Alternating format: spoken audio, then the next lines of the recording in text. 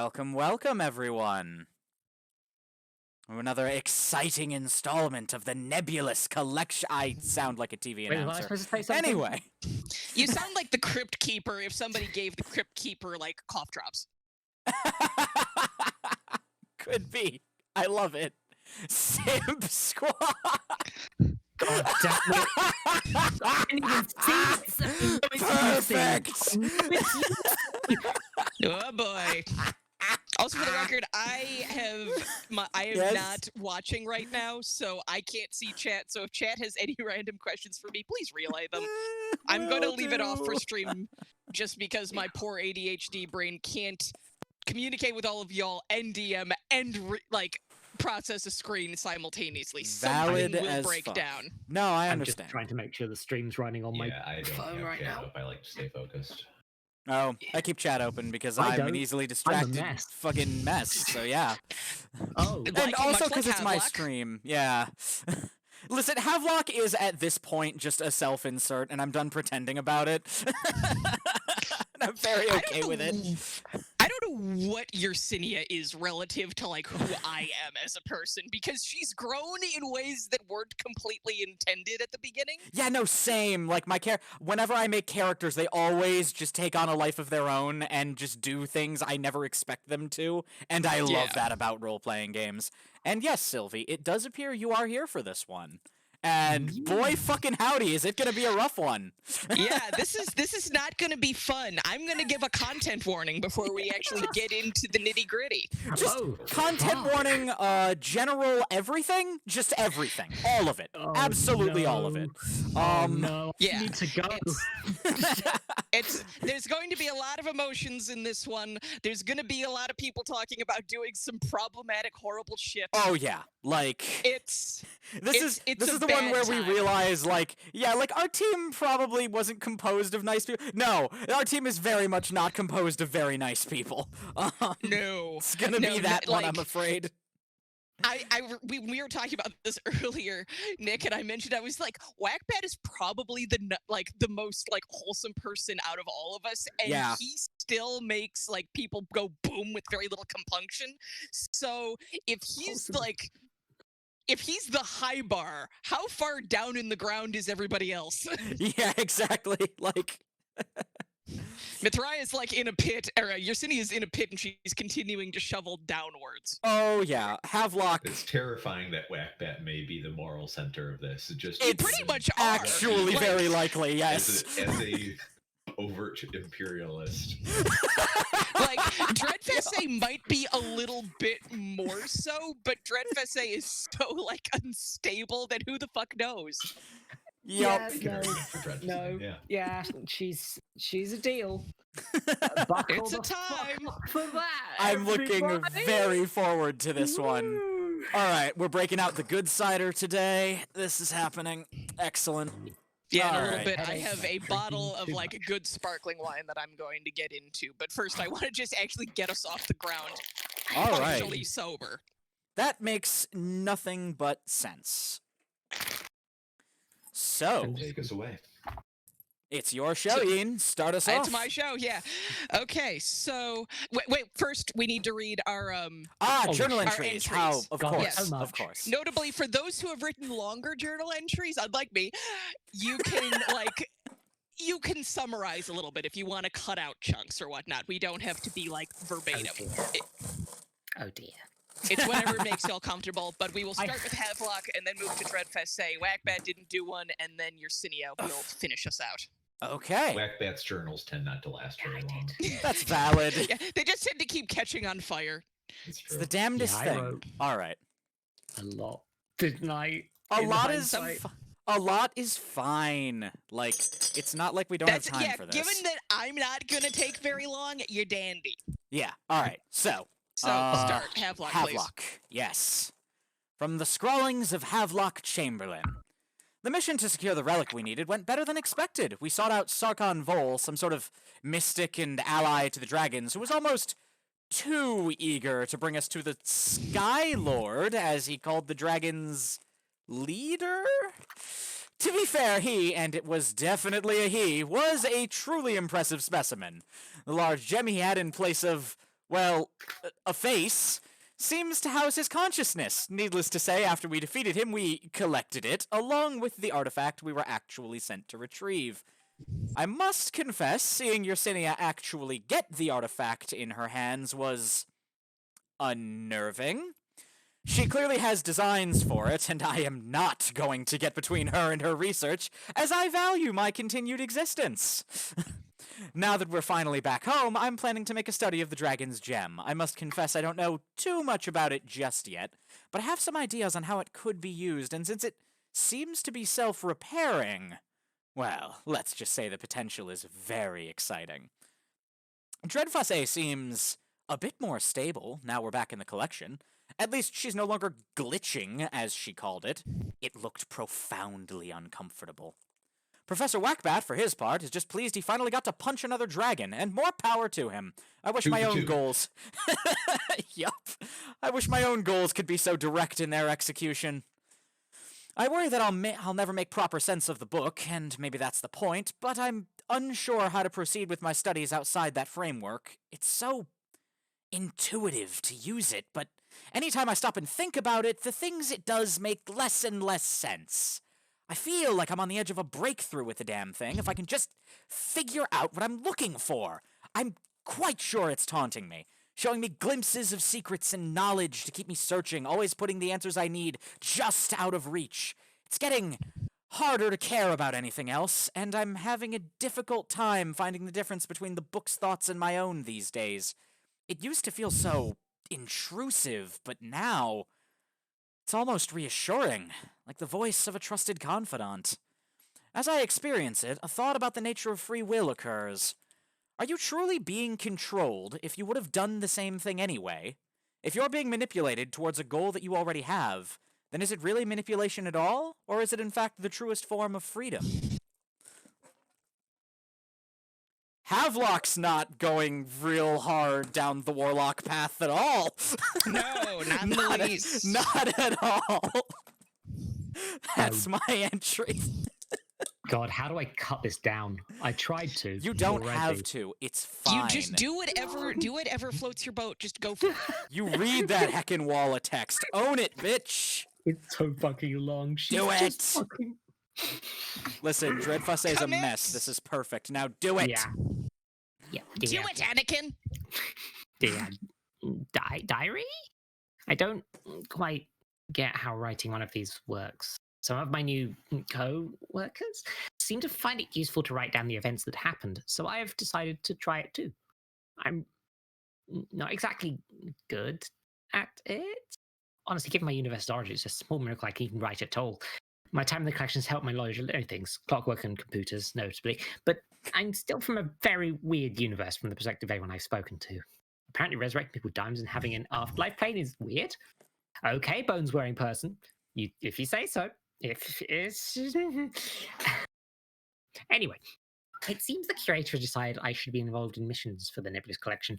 I'm honestly surprised it took this long, though honestly I could have done with a few more years to get over the shocking grass incident. I'm somewhat uncomfortable around the curator, despite his appearance, though. I'm not really comfortable around anyone at the collection. I had a hunting trip with Havelock on my first day, and ultimately they are a pleasant person, but their powers are at best unnerving and at worst pant-shittingly terrifying. Not sure they're exactly parallel to how warlocks work, but regardless, their relationship to their nightmare book of terror spells and vor is not something I particularly want to get on the wrong side of. We also experimented with their lack of sleep, and they're not an elf, it seems. I partially considered that they were, but it seems that their lack of sleep is not under their control, and yet can be induced by my sleep spell, which appears to be more effective before I came to the collection. I also met Professor Morgan Whackback. Look, I've never done this voice for this long. Please. I also met Morgan Whackback. He comes from somewhere called Ingerland. He seems thoroughly qualified mage, possibly specialised in punching. Was a great aid in me discovering democracy, and they helped me when I had a small breakdown of my lack of value outside my magic. he's seen war too and was sympathetic to my my dislike of unneeded death, though an accident with their catalyst, which caused me to pass out, made that sympathy a little bit obsolete. By which I mean he exploded all the goblins. There was blood everywhere. We got the information we needed from the survivor, though, and by we I mean Havelock and the book. I don't quite feel clean after the incident. I was, however, gifted a pair of boots by the charming Neberius, who I think is dating Havelock. Seems to be some sort of vampire, but the boots are also quite possibly the nicest things I've ever worn, seen, or been given. So I'm eternally indebted to my dubiously alive friend. I also vaguely recall something about drunkenly calling him my dad. I'm hoping that's a false memory, because I won't live it down. There's also the others. I'm not sure if I know Mithraia very well, even though she's saved my life on one occasion. She seems to be some sort of undead construct, but I appreciate her sass, and she gave me clothes when the blood didn't come out as well as I thought it would.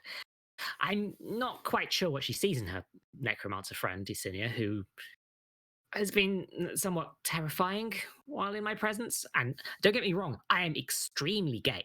But her and Havelock seem to revel in their power. They have a sense of teamwork in combat, and although very effective, I feel kind of like a third wheel around them.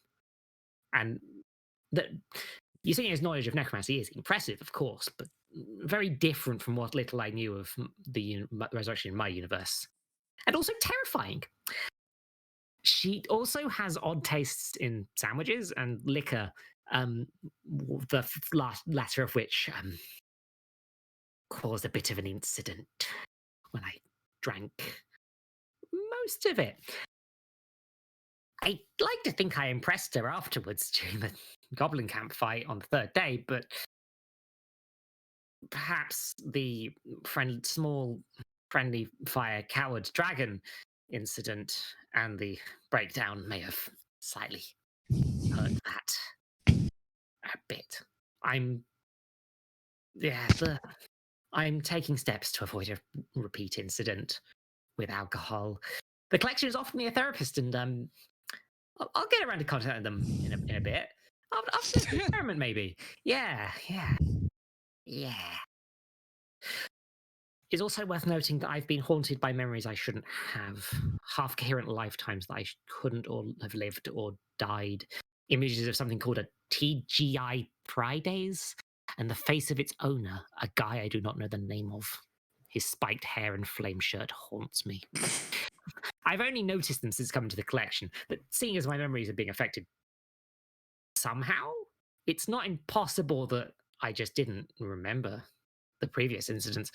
In between my computer training, I may want to try and see if there's any record of this happening to anyone else in the collection. So far, nobody else seems to have had it. This has been exacerbated by my glitching, which showed up on the fourth day. I feel like it's maybe tied to my former dimension jumping habit, as I really did not want to be there after the hangover had kicked in. It's less predictable than my usual wild magic nonsense and far less useful, but the anchor stone seems to be keeping where I need to be at least, and it has stopped since I've returned to the collection. I'm trying to work out which bit to skip, sorry. It's fine. There's so much. No worries. Yes. I must also say that the thormic battery we retrieved makes me uncomfortable. I have memories of a similar device consuming my soul, and despite the clear impossibility of that having happened, I'm unnerved by it. I'm also starting to be a little bit more worried about the potential lack of afterlife planes in the universes I'm visited. My previous deaths have been somewhat temporary, but I'm not sure if the next one might be a bit more permanent. This, combined with the curator's mention that most teams don't come back intact, has been on my mind, shall we say. Anyway, I think that's enough. I'm still not sure how to write these things. Oh well, Love, Dr. Dreadforsay. All right. I'm sorry. Then... Oh, it's okay. Nothing you to did apologize great. for. This is There's fine. nothing- My you're fine. anxiety. My anxiety. And then we have our last entry from the Grimoire of Yersinia Clymenus. I have the artifact. We move to the next stage. So, on that note, Yup. it's not been long since our previous expedition. Maybe like a little less than 2 weeks. But Okay. like after you notice, like, obviously everyone's like, of course Yersinia's got a new toy. Yersinia's gonna be busy. Yep. But then about 3 days in, you stop seeing Yersinia. Oh dear. And at first you also see Mithraia, and then you stop seeing her too. Hmm.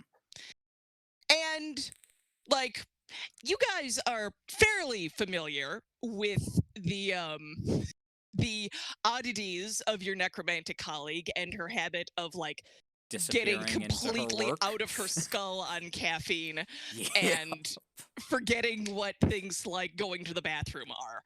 So Yep. initially, it doesn't really trip anybody's fear of things too much. You figure at some point, at the very least, Mithraia is going to reappear. And maybe summon some kind of medical aid or something. You figure there's got to be something, right? Yep. But it's been about a week Oh dear. since she disappeared, as it were. And I'm just going to climb out on a limb and say that while nobody in this group is per se nice, you've got enough sense to be like, wait, what the fuck? Oh, I mean, like, I think any of us would care. You're a valued Yeah. Exactly. Perhaps Havelock is here for tea with the whackbats and just brings up like, hey, like, I know she disappears in her research a lot, but has anyone seen Yersinia, or for that matter, Mithraia, in a while? Yeah. Yeah, long of shorts. We can even start there. We're in Whackbat's office. And you two are talking about this. Perhaps Dreadfossé has also dropped by because I like the idea that she is third wheeling all of these tea parties. yes. Oh, Nebulous will be there too, of course. Of course. So But, but yeah, the topic comes up. Where the fuck is Yersinia? Yeah, I don't know that she's disappeared into her work this long before. Does anyone heard anything from Yersinia, or at least Mithraia? I like to check in with her now and then just to make sure Yersinia's, still alive. I'm not one to talk particularly about that. Like, I was in the collection for years and I never bumped into any of you. So, But if I'm going to trust you on this one, though, because you all see each other a lot more than me, I don't feel like I'm left out at all. It's fine. And Nebulous just looks awkward and is like, would you like another scone, Dr. Dreadfossé? Yes, please. Just hands you another Bless- scone. She Bless wipes Nebby, the he's cream trying off so and eats hard. just the bread bit. Oh my God. God. Oh, I knew Dreadfossé had some problems, but I didn't know she was a complete fucking monster. Oh, Get God. the fuck out of my head, Nick. I was actually just going to say exactly that. No, it's cozy in here. There's not enough. It's too crowded. Get. Anyway.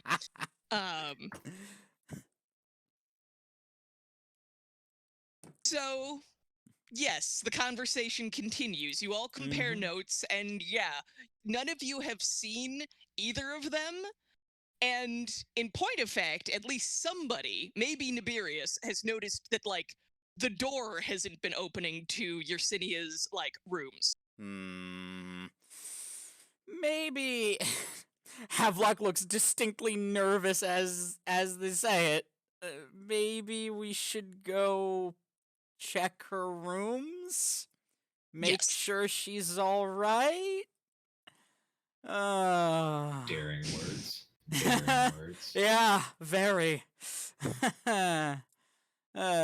Well, I'm the hardest to kill, so I guess I can go in first. Is she prone to murdering people that enter her room? I have no idea. I've never Can't tried. definitively say she isn't. Yeah, exactly. Like, I can't definitively say she isn't, and given her obsession with finding this particular artifact, whatever research she's doing with it sounds like it would either be delicate and shouldn't be disturbed, or something that is likely to kill her in the attempt. So, you know. Don't. We should probably gear up properly and check out her room just in case. Yeah. Worst case scenario, she and Mithraia have turned into some horrifying amalgamation of life and death, and we'll need to put them out of their misery out of respect for their memories. Again? You just open the door and it's the fucking bear from Annihilation. I love that It's not Whackbat's that. immediate reaction was again. We've had other colleagues before. Oh, we've had colleagues. This wouldn't be the first time. Oh, rest in peace, rest in peace, Tommy. Carl would have yeah, as Havelock takes out their flasks and takes a pull. Carl would have loved that. Both Dreadful and me do not know if you're joking or not. Neither does No, probably not. I mean, the Carl thing in specific is a reference to Deep Rock Galactic of all things. I was actually about to start doing coral that kills people. Good, perfect. Carl may have been a bit of an idiot, but damn could he party. He also liked the taste of hands. Sure did.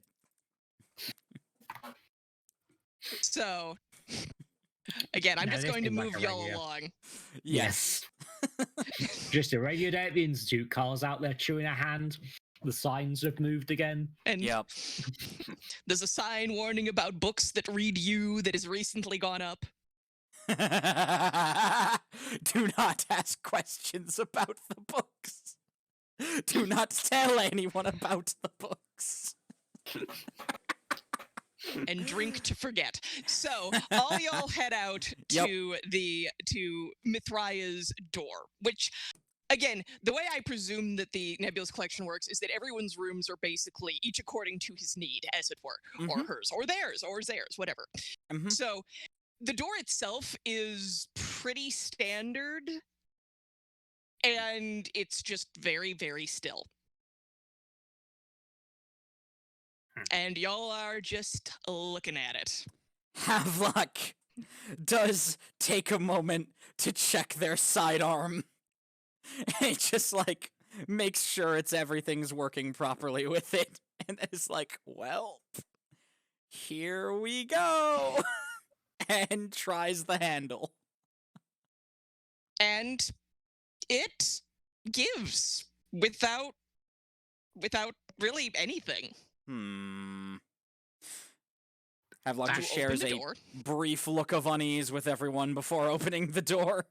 Yep. I think that's more worrying than if it had been closed, actually. Yeah, it is. Thank you for pointing that out Sure. aloud. Yes, I do that. I'm helping. Sure are. Someone ruffles Dreadful's hair. We Yeah. do not know Nibirius who. does that. Yes, Nibirius does that. Dad. You Ruffles sure her are. You sure are, Dreadfusse. You sure are. I'm trying my best. Head pats for Dreadfusse. Always. So inside, like, it's dark. not like dark, like, oh, it's unnaturally dark. Just like you've walked into a room with no light. Mm. Except for, and again, you find yourself in kind of the sitting room area. Mm. And you can kind of vaguely make out another door that probably leads to a bedroom, since it's propped open a little bit and you can see what looks like a clothes hamper by it. Mm. And there's another door. This one does not have any kind of, it's just an open, like, passage point between rooms, if that makes sense. Mhm. And within it, you can see there's, calling it light might be a strong word, but there's, you can see better even though nothing seems to be properly illuminated. Hmm. Mhm. Well, it's definitely that way. Pretty much. Whatever's happening, definitely over there. Great. Can I do a quick? I feel like I'm being too much like a D&D when I do this, but can I do a detect magic to see if there's any like magic stuff? Sure, visible? you can try. Yeah, she does. Roll me that. Oh, like 2d6 or what, or however your system works, and then combine it with this one. I've forgotten. Hooray! How does the system work, everyone? I don't know. 2d6 and take the best? Was it? Yes, Yeah. roll 2d6 and take the best. Well, that was rubbish. She gets a 3. No. So that's just a no. Yeah, well, here's the thing. I am going to give you this. You know that there's something off, but it doesn't seem to be like the magic that you're used to detecting. Yeah, no, she's been having trouble with that in general, so that fits. Yes.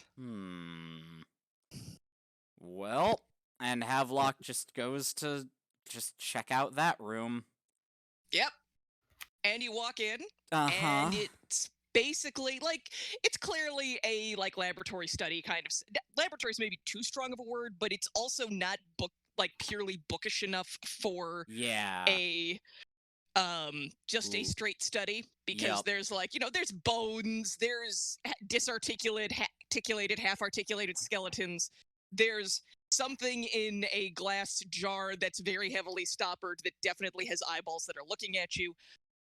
Like, it's the usual crap you would expect a necromancer to have floating around their existence. Mhm. The thing that's unusual is that Mithraia is standing in like the middle of the room with what looks like a long ribbon looped around one of her arms, and she's just holding the Thanic battery, which is pointed into a spot in the middle, like the air, where there is Oh. a rent in reality. And it's not your standard issue rent either. It's exuding Oh, something dear. that's light but not light.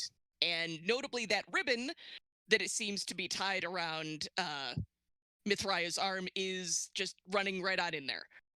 Notably, when Mithraia sees y'all, she goes, "Hey guys, how are you?" Fine. How are you? I'm pretty good. How long has it been? Like a week. How long? Oh. Okay. Yeah, we I mean, hadn't I seen can't either tell, of you, there's no so lights. that's fair. We hadn't seen either of you. So came to make sure everyone was, well, alive might not be the right word in this instance, but As far as I no, continue. hail, that's the word. Everyone's hail and as healthy as they ever are. So, Yeah. Well, as far as I can tell, she's not dead yet. That's good. I asked her about her research a couple of times, but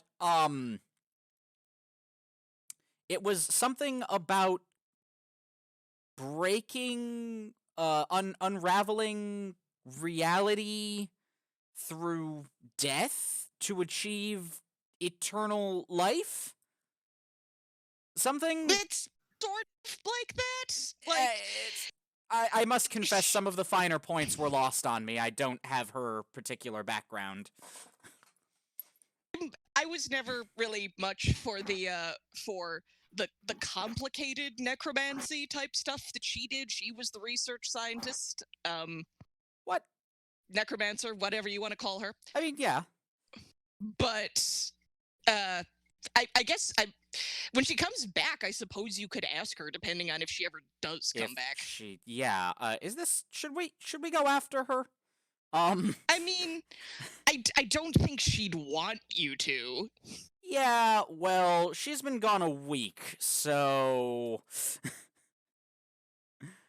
Well, I mean, I guess we could. Okay, next question. Where does this lead, exactly? So, I haven't really been through it. Oh. I'm holding down the fort, as it were. Yeah, Havelock, looks pointedly at the ribbon arm. I noticed. Yeah, but it goes somewhere, which does appear to be somewhere. And Yersinia, I mean, I don't know. I've not given the Morse code we've been working out through the through what's connecting me to her. Oh. It doesn't seem to be, again, she's not dead as far as I know, and it does seem to be her end goal. She just hasn't been having a whole lot of success on the other side. What? And Havelock just like, oh dear. This is some kind of death portal, isn't it? I think what? I've never been able to ask you before, but now's as good a time as any. What is your relationship to Yersinia? Well, that's a loaded fucking question. I figured as much. We've well, I don't know what we are any longer. I don't know what you could even call it. I don't think there's any word in any universe, anywhere, that could summarize this. Okay, right, no. Right. Drevsay puts a hand on Havelock's shoulder. I got this. Are you boning? I mean, oh, shit. Mithraida looks with her, she's got her, obsidian eyes in, and she just looks at fucking Dreadfessay, No, I did. Dreadfessay, that is just insensitive. Do you think that's the first fucking time I've heard that joke? It wasn't a joke, I just picked the bad words. The reality is that... Dreadfessay sits down on the floor and just... The reality... Already. Y'all are just a time. Back when I was alive, we were fucking. Yes. Oh, cool. I figured, given the way you two get on. Well, it was a complicated relationship. And then some things happened that couldn't be taken back. And then some more things happened that really couldn't be taken back. She did mention that binding a soul to a body is expressly forbidden where she's from. And that now that she's done it, there might be some good reasons for that. Yeah, the primary issue is that you can't undo it. There is no known way, because once you're dead and once you're separated, this isn't like just raising a soul back into a recently dead body. Or what have you. This isn't a thrall, and this isn't... What I am is... Essentially, I'm sort of I'm an imaginary number. I am dark matter. I don't make any fucking sense. I always pictured you as something of a lich, if I'm being honest. Nope. You're your own living phylactery, I guess. It's essentially the concept in play, from what I understand, this was not my strong suit, was that because I've been fully reintegrated soul into body, or bones, the way that technically a soul is attached to its regular body, except I'm a soul that's already dead. Oh. So I can't die again. There's Oh. no way to undo that. At least not one that we were aware of or are aware of. Hmm. And well, I feel let's a just yet coming on. yet Yet, that yeah. we know of. We're still not sure about that. That's what Yersinia is trying to figure out right now. Ah. Essentially, is because like consider this. Obviously, when she put me back together, I wasn't exactly pleased with the state of affairs. I'd imagine. So, yeah, the exchange was that I don't kill her. She figures out a way to fix this. Huh. Fair enough. And so here we are. It's been, I don't know how fucking long since that happened. I don't know what my emotions are about this even any longer. I don't know That's that fair. technically I have them. I mean, I do. You have obviously, but feelings. Come on now. it's complicated. You try Fair. being dead. I. Dead the way I'm dead. Yeah. Yeah, no, not trying that. Righto. Well, I am happy to talk over and help you figure out your feelings, if that's a thing you're inclined to do. But in the meantime, let's go save your ticket out of this, shall we? Thry's kind of like, well, I don't really know Well, that I I don't know that can you let can. you in. Oh? I mean, she would be pissed. I'm not going to lie. Uh-huh. She would. She would. And also, I don't really know what is over there, so I don't know that I can, like, in good consciousness, let all of you weirdos through that portal. Okay, counterpoint. She may need us. And more importantly, it's been a while and we may need her again, so. Valid. So, presumptively, this is the moment y'all kind of get a little bit closer Mhm. to Mithraya, who you notice suddenly that you are standing on a very complicated, like, series of lines and things etched into the floor. Some of it seems to be inlaid bone. Yup. If you look at it too long, it doesn't make you feel very good. Havelock is now having a staring contest with the complicated circle. Yes. Yeah, no. It may or may not be like Havelock may be feeling his tattoos having a minute over Oh, this. Havelock's tattoos are kind of shifting to match it. They're having a Yeah. minute. Yeah. Yeah, the tattoos are also having a staring contest with the Oh, floor. yeah. Mostly the tattoos at this point. They're And taking on that's- that same creepy, glowy, not light pattern, or that, like, they seem to radiate, his tattoos are starting to radiate the same glowy, not light. Mithraya, Uh, if I touch the floor, is that going to cause any death? I mean, I don't think so. It didn't when she was touching it. Dreyfus uses a mage hand to prod the markings. Well, don't. This is the Prod. Prod. Yes, I'm just Prod. going to let this happen because what happens immediately afterwards, because I just want to move this right along, Uh-huh. the slit in the air, like, pulls itself down, opens up into what looks disturbingly like a mouth and eats the lot of you. Yes. Ah. Well, that answers that question, at least. Well, rolling new characters, everyone. No, but not quite. Oh, no, y'all- we don't get off that easy, I'm afraid. No, it's not that simple. Y'all find yourself, like, again, there's more of this light that's not light. And Ooh. you're all kind of standing there, and you can hear distantly, and by distantly, I mean, like, you know, the sound of, like, somebody in the, like, across a field, Yep. Not a very large field. Mm-hmm. Yelling, "Open the fucking door!" And you definitely recognize the voice of everybody's favorite bitchy necromancer. Ah! Of course.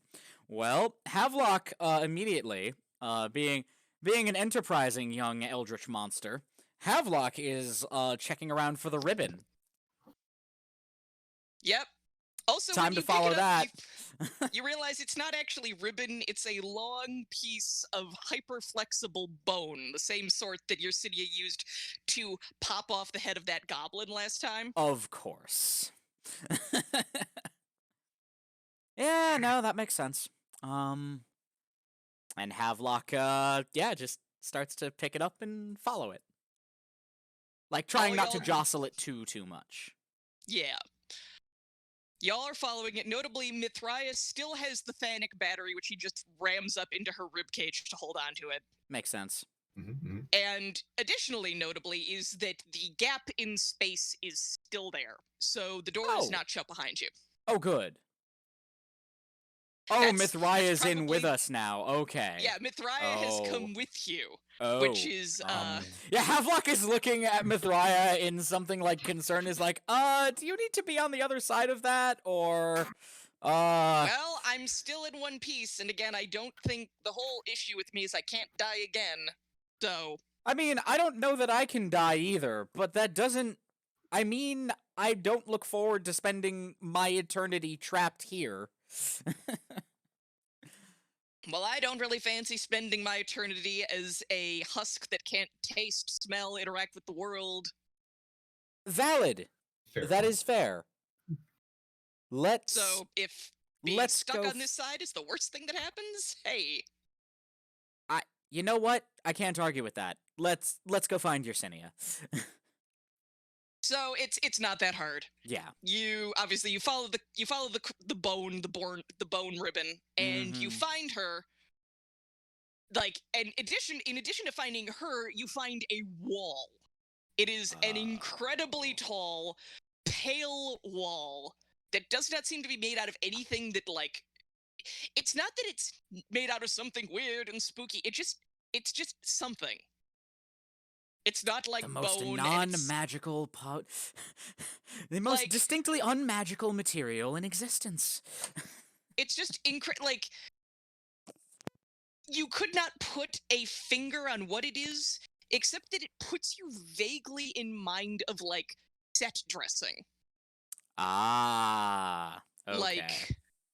Like a that's the facade. kind of thing where, Like a facade, like it seems a little bit fake. yeah, like it's, or not so much fake as blank. Oh.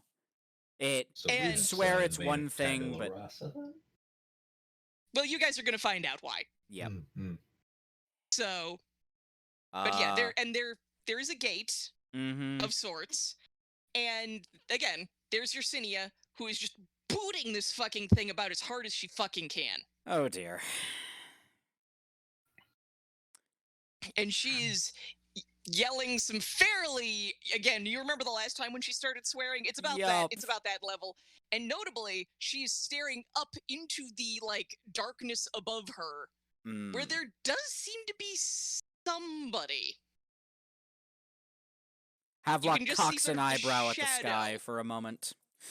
Like, just they're on the top of what seems to be the ramparts, as it were. Havelock then just kind of walks closer to Yersinia and is like, you have friends for a reason, and if you need things broken, I challenge you to find people better at it. Yersinia goes about 3 feet straight into the air and accidentally, like, kind of panic kicks Havelock. Ow! It's nice to see you too. What the? She turns, she sees everybody. She looks at Mithraea. She goes about 3 different facial colors Yup. and then said, I told you not to let them fucking well in. The Yeah. door board us. I mean, to be fair, When has Mithraea ever been a good listener? yeah, to be fair, that, and also, how could she stop us, really? That's a hell of a kick. Mithraea also points out, technically I didn't let the mid-dread fesse poke the floor. Yeah, and also- the portal ate us. Also, the portal did eat us. Yeah, I thought the mage hand would help, but I no, suppose door it technically did. It did. It was Just upsetting saying. to watch. It was like the sky opened up and like it was really painful to watch. Yeah, that would track, given that none of you should be here. And yet. So, what's the And plan? yet, indeed. Well, for starters, and she looks up, no, open the fucking door. Ooh, let me guess. Threshold between the living and the dead. Is it? Am I right? You're sitting, it's, touch the wall. Tell me what you see. Okay. And Havelock just touches the wall. And suddenly, what Havelock is seeing is like a wall from their own world, as it were. It looks like architect. Like, here's the thing: it doesn't, but it does. It looks like architecture from whatever like place they're familiar with. Rural New England stone wall. Yes. Yeah, I mean, it also looks like the grimmest, scariest version of that thing. Oh. But It reminds me of home. yeah. And to each, if anyone else wants to touch the wall, same end result. Fascinating. Question: do we see the same place? No. Everyone sees whatever is like the most familiar to them. Oh. Oh. Havelock looks back and is like, this is fascinating. Tell me everything. Yosinia's like, I would if I could get through the fucking door. Okay, fair. That can wait till later. I want all of this as... Write a thesis about this, please. Anyway. Later. Right now. Alright, so... Is there someone in charge of the door? Could we potentially just destroy the door? I'm good for the blowing it up, honestly. I've got it.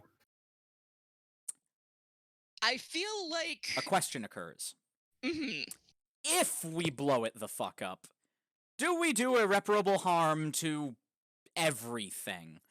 Probably. Oh, maybe we don't do that then. Maybe. We'll keep it in our back I pocket. haven't ruled it out yet. Yeah, we'll keep it in our back pocket for now. Like, irreparable damage does not scare Whack-Bat. That's true. Nothing scares Her Majesty's civil engineer. Yeah, of course. Uncivil engineer. Right. So, cliff notes for those of us who aren't well versed in necromancy. What exactly is this? No one has seen this, all right? Except for us. And the dead. Oh. And depending on what mythology you are reading, this could be any number of places, I suspect. Ah, the proverbial river Styx. Sort of. Most underworlds have some kind of gate, and additionally, Yersinia points up at that figure, most gates have some kind of gatekeeper. Ah. Oh, it's an afterlife. I know I'm a little caught up in my own world's old ancient mythologies, but have you considered paying them? Well, first of all, no. In my afterlife, where we come from, that is not under discussion. We have gates. Okay. Just straight up gates. Oh. And it would be helpful if the gatekeeper would open the door. And hello? If this... And Havelock is just calling up to the gatekeeper at this point. Strange, ominous fellow up there. Hello? Hello? If I might trouble you for a moment of your eternity.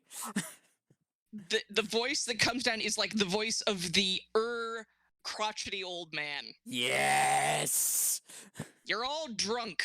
You're all drunk or lost, and you need to go back where you came from. Okay, that's fair. However, counterpoint. What if you were to let us in? Would that cause you problems? This actually seems to cause the figure to ponder.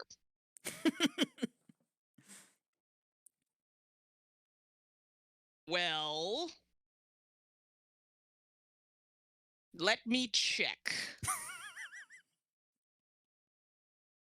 And Havelock just So turns to that's not a Yesenia. no. You see, with a little diplomacy, anything is possible. You want another boot to the chest? I'm just trying to help. He might. Don't look in his eyes.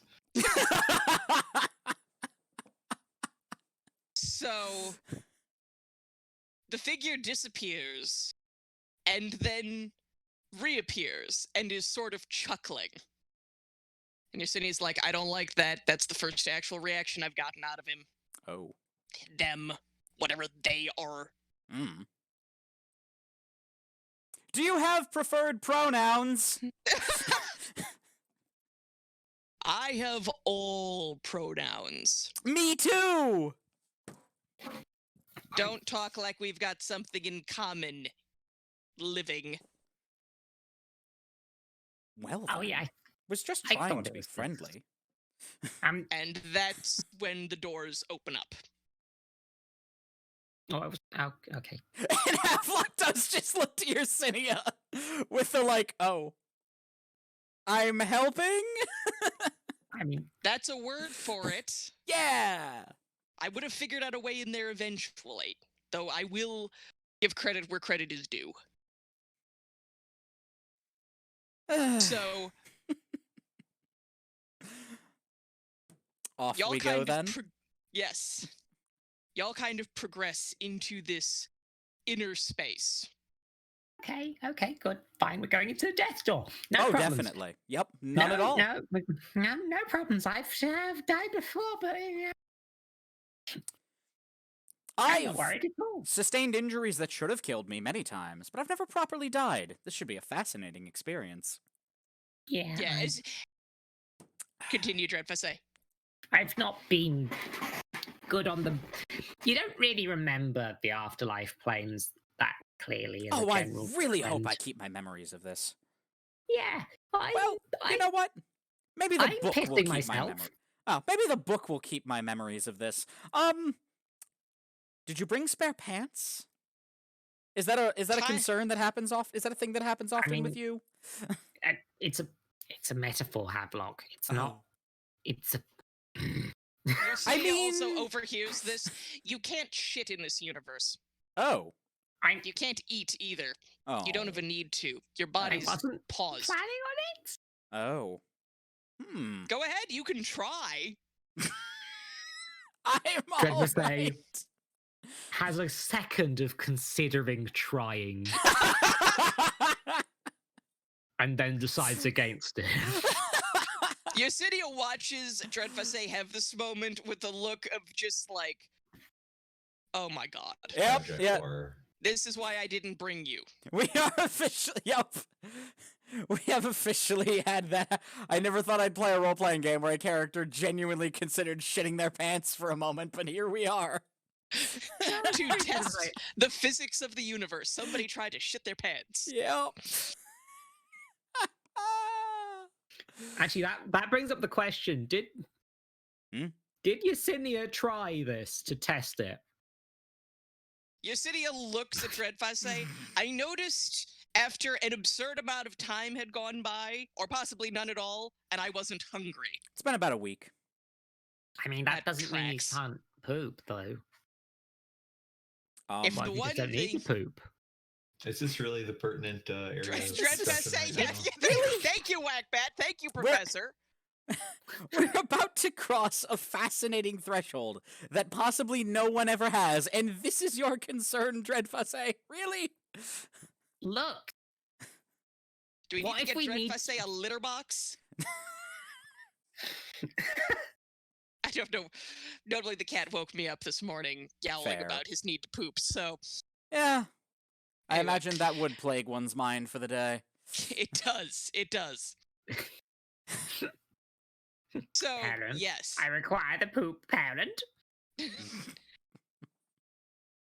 So, Parent. the door is open.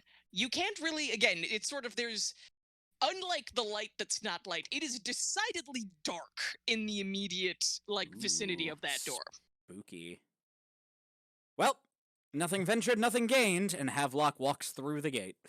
Yeah, Yersinia is right at Havelock's side, possibly a Mhm. step ahead, just because she does have longer legs. Possibly, it's true. Havelock is not particularly tall. Ooh. Do I have to say, like, oh, give me a second? And reaches into her backpack and pulls out a candle. Just like a standard ass candle. And just waves a hand and it's lit The to light see if does light works. the candle flame is a flame, but it does not penetrate in any particular way. Does not make it is just a pinprick of light and nothing else. It's not even you could not. It's essentially imagine like a candle with a plastic flame stuck to it that's orange. It's physically there. It has color, but there is no light that it is putting out. That's amazing. Interesting. Ooh, fascinating. At this point, Havelock does, in fact, just rifle through a couple of their overcoat's pockets. And I've decided that Havelock's overcoat is very much like Bert's overcoat in Love, Guns, and Tentacles, where it's just that nice wool-lined leather overcoat with a bunch of buckles and straps. I love that fucking thing. Yeah. But yeah, so just rifles around in there for a second, starts scribbling notes furiously on a chapbook they have. Yeah, initially it is dark, and you kind of have the sense the door shuts behind you, which means now you are in total unnecessary darkness. Excellent. There's just a candle. It's just there. It's just there. Yeah, it's just there. Well, Yersinia is Yersinia is just walking forward. Yep. And you only know this because you can basically The ribbon. the ribbon and the fact that Mithraia is basically going for a drag behind her. Yep. Havelock quickly grabs Mithraia's hand just to make sure he doesn't lose her. And Havelock holds out their hand to someone else and is like, we should probably all stay together. Yeah, Drevsa grabs the hand. Yep. Nibirius grabs that hand. What if we all grab the same hand? We're just all attached to Havelock. Who is attached to Mithraia? Yep. Oh dear, I've spat out a sweet. Sorry. All right. So yes, you suddenly up ahead you hear, what the hell? What? And what is it? There's just follow. God damn it. Okay. Yersinia basically you feel the force on the cord stop being a steady drag and suddenly become a hand over hand pull. Oh. Yersinia yanks all of you out the other side of this darkness. Mm-hmm. And you find yourself in a city. Oh. Sort of. Oh. It's very much a city the same way that wall was a wall. Oh. Oh, this is fascinating. Let's see, where are Oh, they even have motor carriages. Well, no, the thing is there's nothing physically hanging around. Oh, I figured it would just appear to us as we are used to cities looking. No, not like that. Again, it looks like a prop. It looks like a framework. Oh. A patchwork on which other things are built. It's just very, very neutral. Interesting. Here, let me actually get a picture sort of what I am picturing, because what I am picturing is from the book Hellboy in Hell. Ah. Oh. Yeah. But I'm thinking, Dreadful says original, really old town was it was like a town built into a mountain sort of thing. So I'm not sure if this is going to be because it would be underground, like houses built into a cave sort of stuff. Well, I don't know that it looks like anything just It probably yet. wouldn't look just like that, yeah.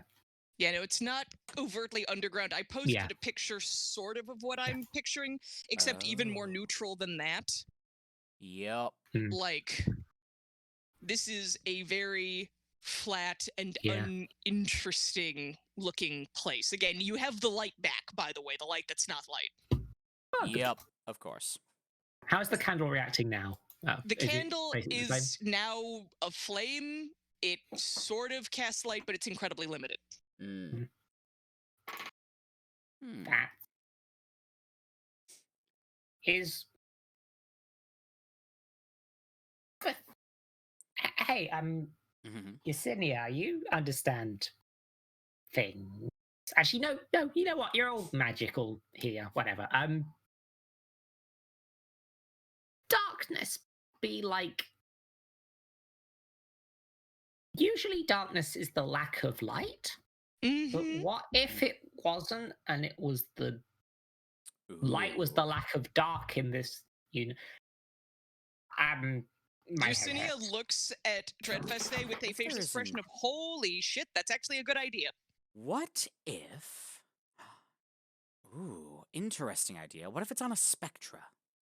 Or a spectrum of sorts? What if darkness is, in fact, a lack of light, but the opposite of light is a sort of anti-light? And that's what we experience here.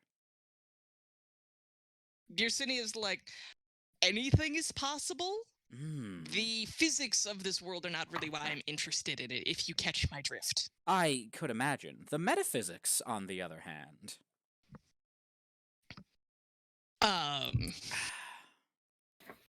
Well, Shall I we... suppose. Shall we carry on? Yes. I Do think have a we are. choice? At this- Yersinia points.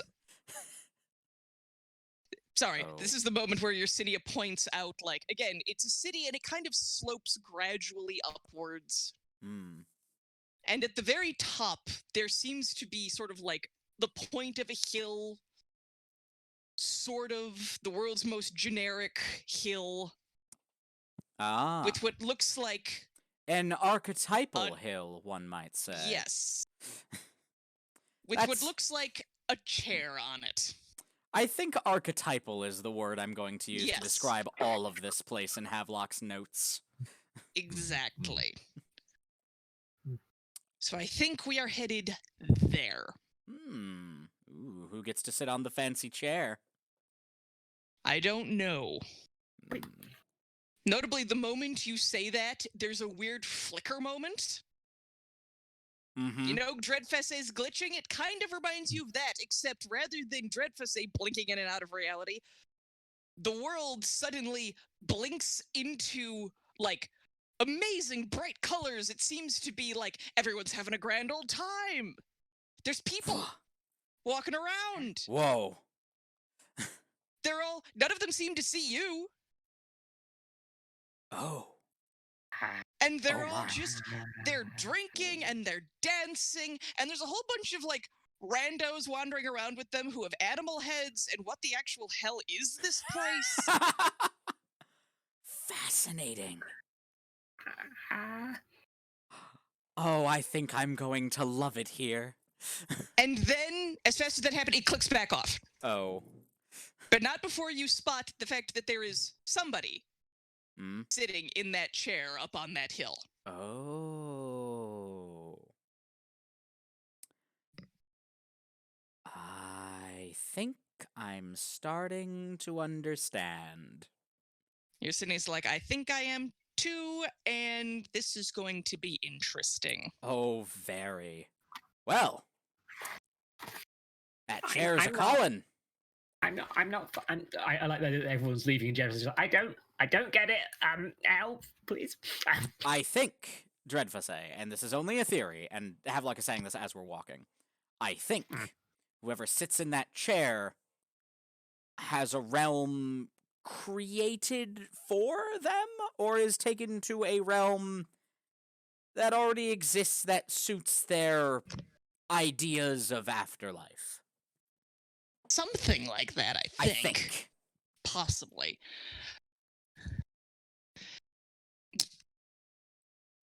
I mean, if there's a multiverse of life, why wouldn't there be a multiverse of death? Stands to reason. Hmm? I mean, that's basically what all the afterlife planes in my universes were. So, yeah. Maybe they're in here somewhere. Maybe this is a sort of screening room where we can get to any of them. Like the door room at the collection, but, you know, more ominous. And I'm back. Sorry. Welcome back. That's a So- thought. Oh, hang on. I'm also going to grab my wine while I'm up. Do that. Do it. Do it. Do it, Anakin. Do it. Do it. Drake says, like, I haven't really put much thought into how the collection exists. It just sort of felt like a thing. It will hurt. I mean, yes, but like, is it just like a part of the universe? Just like, it's just a thing that exists because something had to. Best I can say, the best theory I've come up with regarding the metaphysics of the collection is it simply is. It exists because something like it must. I wonder often if it is in fact the linchpin holding the multiverse together, or simply one of many. Perhaps there are other parallel collections out there. Who knows? Again, anything's possible. Mm-hmm. Because my thought is, All I've learned since I've joined the collection is there are no rules. Anything goes. my thought is this another collection? Hmm. I mean, obviously not. It's not a collection. A but collection of the dead, perhaps. A collection of places for the dead. Hmm. I like this theory. This is a good theory, Dreadfuss. You have a good head on your shoulders when you're not blinking in and out of existence. yeah, no. It's easier to concentrate when you've got the rock. I imagine. Friendly fellow, the Rock. Fun fact, if you pull that rock out, it's not smiling right now. What is it doing? Its face has become somewhat blank. It is now the archetypal pet rock. Yes. I Hmm. my Drev say just sort of turns the rock to face everyone, just like it doesn't matter, it's fine. Just puts it back in the pocket. It'll be fine. Where Nibirius pats Dreadfuss's head reassuringly. It'll be fine. Thanks, Tiberius. Anytime. all right. So presumptively, y'all start walking through the city. Oh, yes. And again, you sporadically get blinks in and out of these other places. Ooh. And some of them seem awesome, and some of them seem boring, and some of them seem, wow, I never needed to see that in my entire existence. Yup. But see them you do. Mm-hmm. And that's also what you notice, like, in each of these worlds, there seem to be there's you start realizing that there's people, they seem different from the other, which you start to parse are probably, like, actual people who are noticing you. Ah, set dressing then. Yep. Of course. And after you blink out of the last world, which seemed to be awesome, and everyone was drinking a whole lot of mead and eating a whole lot of meat, and then beating the shit out of each other with swords. Of course. Out in the public square. Seemed to be a rioting good time. Ah, Valhalla. Things something click back like out, Mm-hmm. and you realize there are figures standing in the doorways. Oh. And they are all looking at y'all. Interesting. For an idea of what they look like, everyone here has seen Spirited Away, right? Yeah, Yes. it's been a long time, but yes. Do you remember the part towards the beginning where Chihiro is running around and she sees all these sort of like globby black shadows with eyes? Yes. That is what seems to be peering out of doors and windows at y'all. Hmm. And then are starting to move towards y'all. Hmm. They don't seem friendly. I'm going to Hmm. just be real honest. Yep. Havelock just draws their gun and is like, I don't like the look of those things. Listen, it's like, I don't either. Goggles. Actually, oh god, Dreadface's goggles have sunglasses in them, technically. I mean, they Can are, she, I can presume, she welding see- goggles. can she see if she puts her welding goggles on? That's Because a she's good going to question. anyway. Sure, go ahead. Yeah, no, you see fine. You might even see better. Yup. Though the color spectrum is like completely flipped inside out, so it is a little bit unpleasant. to look Oh, at. you're seeing It's a little everything in disorienting. negative. Yeah. Oh. Uh, All right. Interesting. Very. Yeah. Notably, Dreadfest say if you do that, you can see these like blobby creatures. You can see them much more clearly. I will find a picture of what I am imagining that they look like, but for again context, they look think very much the way Studio Ghibli does ooze. Mmm. Uh, Studio Ghibli does And- that good ooze. It does do the good ooze. And you can see sort of like folded up inside each of these figures is what looks like a human skeleton in the fetal position, Ooh. like folded up in the chest cavity.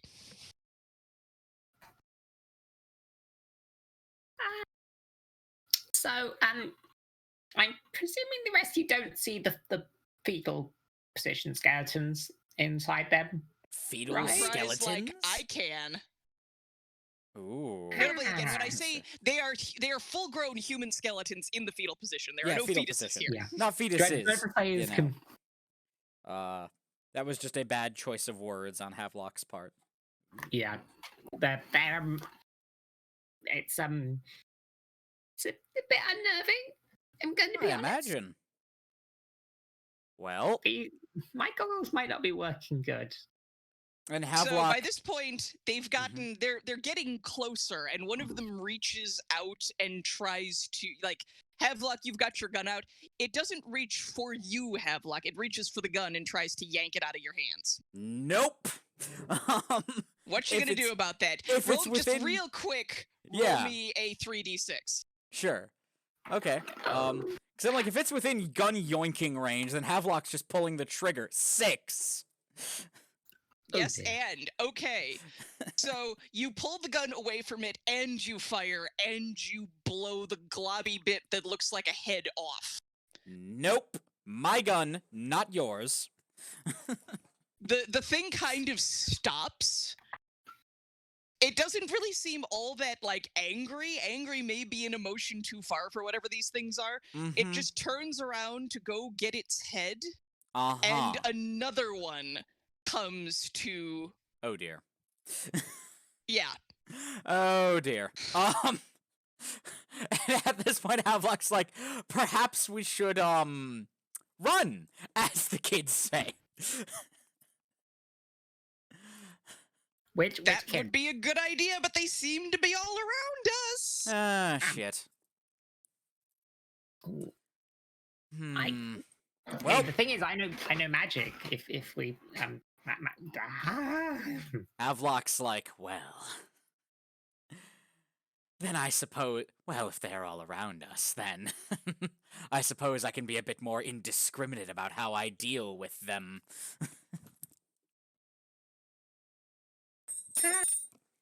Also, hang on, I found a picture of what I am picturing for what Ooh. these guys look. Check the RP chat real quick.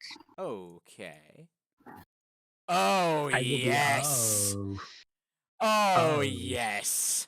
Yeah, that except smaller. They Oh. are not that We're big, having thank a God. good time now. God, I love that Oh. movie. That's Princess It's so Mononoke, fucking yes? good. Yeah, it is Princess Mononoke, yes. Yes. Oh, good so times glad are that being every time- had. I'm so glad I can just share the Discord links in the chat, though. It is good, yes. Yes. But Uh, yeah. Yeah,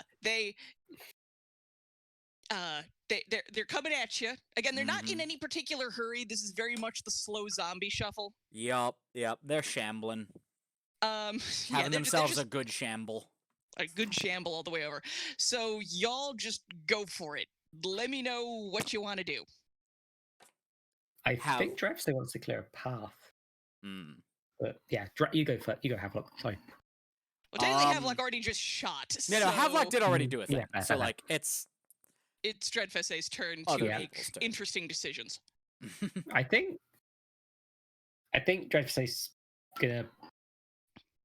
If they're all around us in a circle and we're heading towards the thing, then I can probably do a shatter and just sort of launch them out of the way, opening a path for us to keep going. Is sort of the idea. All right. Just magic go boom. Give me Possibly, if I- 2d6 and take the best, and let's see what happens. If I get really good, I want to try and hit one of them to see if they just go. The goo just goes off the skeleton. Oh, God. Well, I got a 6, so Yes, Perfect. and okay. well, So yes, you do bust a path through them, and it does hit one of them.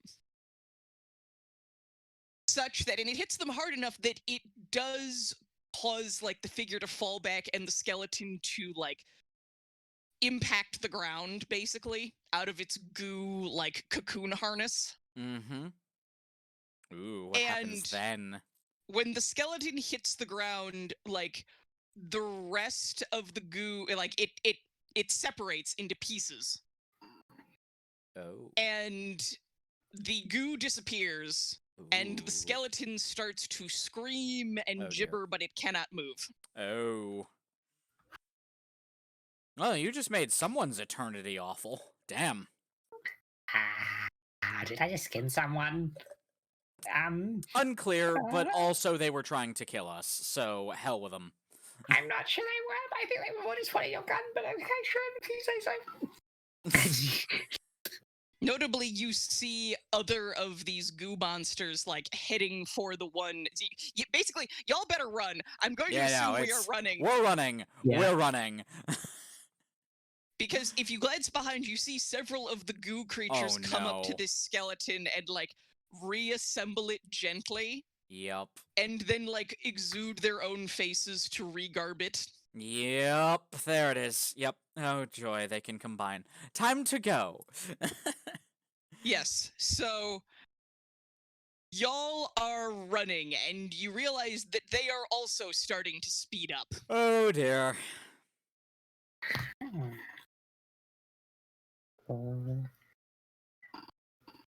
It is Whackbat's Obviously, turn, it's- isn't Yes, it is Whackbat's turn. Notably, one Sorry. thing y'all should be Sorry. considering is where are y'all going? This is like The throne, this town. obviously. Obviously, that is not a. There is no crow's path to that throne. Yeah, I figured. That would be too easy. Yeah. Yes, of course. Too expected. I go as the crow flies. The crow would fly around. I go as the crow flies. So, does That's a anyone really have great- a directional what have you, or do we, A sense of direction? No. Hmm. or anything that That's could true. help you? Maybe Professor Whackbat has an idea. Hmm. Anybody? If not, I'm just Ah, going to have y'all run into a clearing, and you're going to encounter a whole bunch of them. I have Hooray. ideas, but not about directions. Hmm. Havelock might have an idea. Okay. It's it might be hunting time. Okay. Yep. Havelock's gonna call on the book and just be like, all right, we need to get to that chair. That's important. How do? How do? Let's find a path. All right. Roll me 2d6 if you would, Yes. because I don't know that Yes, but. Yes, but. So I'm Havelock going to let you, may like, go a bit feral at that, actually. yes. The butt might be. It goes a little too. Channeling the hunt goes a little too far. Uh-oh. They're not gonna go and attack anyone, but their Havelock's looking a little more unhinged than usual. Yeah, your City of Spots then is like, this is really why I didn't want to bring them. Yo. Though simultaneously, like, They've also got one hell of a slasher smile going on. yeah. Notably, what the book does do is it presents you with a long, jaggedy path After me. up through the city. Yep, and Havelock does just turn to regard the group and is like, after me, and just runs down that path that is, like, being charted for them. Okay. So, y'all are running, and you notice that, like, again, this is very much, while this is a very blank town, it still has kind of that ridiculous medieval topography Mm-hmm. of, like, this is topography made by people walking around. This doesn't Yup. make the sort of grid sense that's required for A large proper vehicles. city or vehicles, yeah. of course. So every English town got it. Basically, It's true, yeah, all of them. Any town, like, honestly, this is any town that was ever founded such that people were walking around. Ah, most of And- New England, then. Lovely. Yes. I'm right at home here. Also Santa Fe, which has streets that were pretty much designed by a man, like, riding blindfolded backwards on a donkey. So, Amazing. that city makes absolutely no fucking sense. I believe you. But yeah, so y'all come into, like, eventually hit a, like, narrow path that is completely full of goo beasties. Hmm. Just, like, packed shoulder to shoulder. And they start reaching out. They try to reach. They're going to grab at Mithraea's. Mhm. She's got her spear, by the way, that Oh, good. dragon bone spear that she brought, and they are going to try to grab that out of her hands. And let's see how that works real quick, if y'all will be patient with me. This is fine. Havelock, upon seeing a lot of them, does look visibly excited. Okay, so I got a yes, but let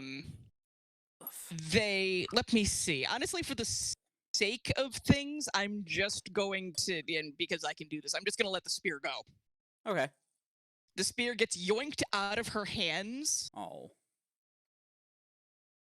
and promptly dislodges one of the skeletons behind. Ah. So one of the goo creatures falls out of the way. Hmm. But the spear is still being borne away Yep. out of reach. Yeah, meanwhile, Havelock is just...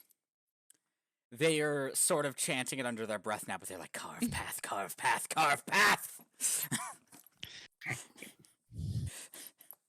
And, looking a bit more feral than usual, Havelock may Yes. try to do just that. Sounds good. We will give Whackbat a shot first, But though. yes. Yes. Sorry. Yeah, do you have to say Whack explicitly that. waiting for Whackbat to do something? Do you have is true. anything you would like to do? If it's not hitting or exploding, I feel this seems like the sort of thing that is he would firmly consider out of his league, as it were. Well, again, Um, their hitting seems to work, given that you can, like, when you pop these skeletons out of their goo chassis, it takes them a while to come back. That's And true. he does have a very long poking tool. Have you considered does. punching one so hard they explode? Or that the skeleton flies out. That's true. That's true. We could try and Could try to pop Mr. the Torg this skeleton thing. I was gonna Um, say punch one so hard the let's skeleton. go for a form of sledgehammer there. Okay. And, Yes. kind of try and go for center mass and Yeah, if we can hit one hard enough to make its skeleton pop out, it's like the reverse of hitting someone so hard their ghost pops out. Also, I was gonna say, the way I'm picturing this is you punching it so hard, hitting it so hard the skeleton pops out the way like in cartoons somebody will fly out of their socks. Yep. So this is Whackbat's specialty. Give me This- 3d6. Take the best. This image Very good. adequately suits my mental picture of Whackbat right now. Like, this character just needs a mustache. That's a yes, but. A yes, but. Okay. So you definitely knock the skeleton out. Again, by the way, every time these skeletons pop out, they're not having a great time. Mhm.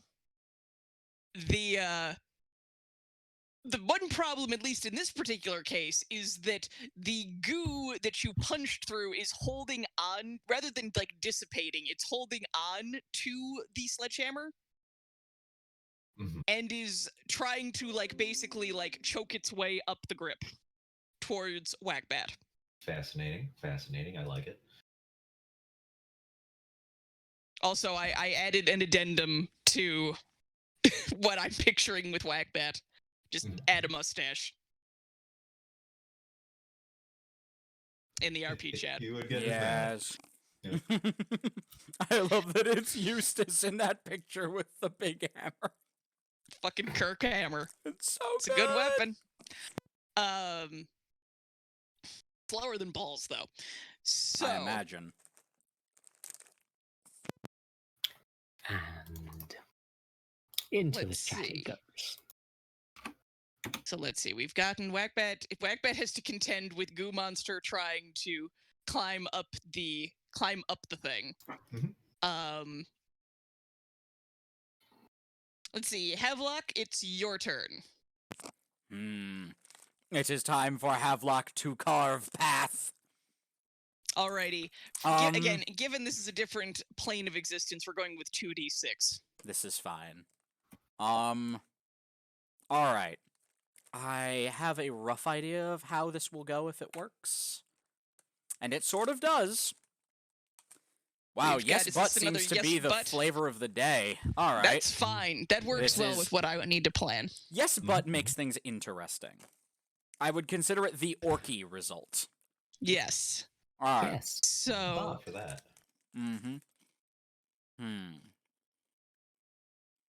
Alright, so Havelock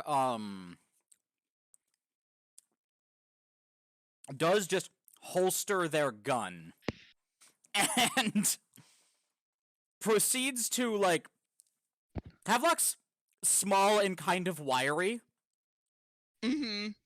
So like it's very startling to watch them suddenly just start like fairly mauling at these things. But he does start trying to carve a path, so he just leaps onto one and begins tearing at Goo until he gets to the bones, tossing, like, specifically trying to, like, rip the skull out and, like, throwing it as far as he can before moving on to the next one and doing it again.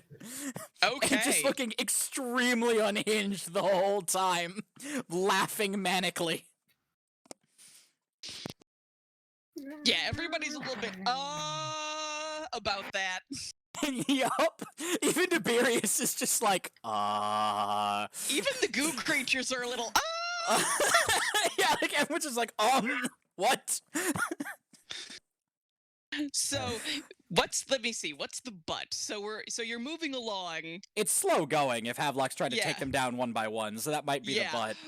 Yeah, the butt is that again, it's slow going and one of them reaches to like yoink Havelock off.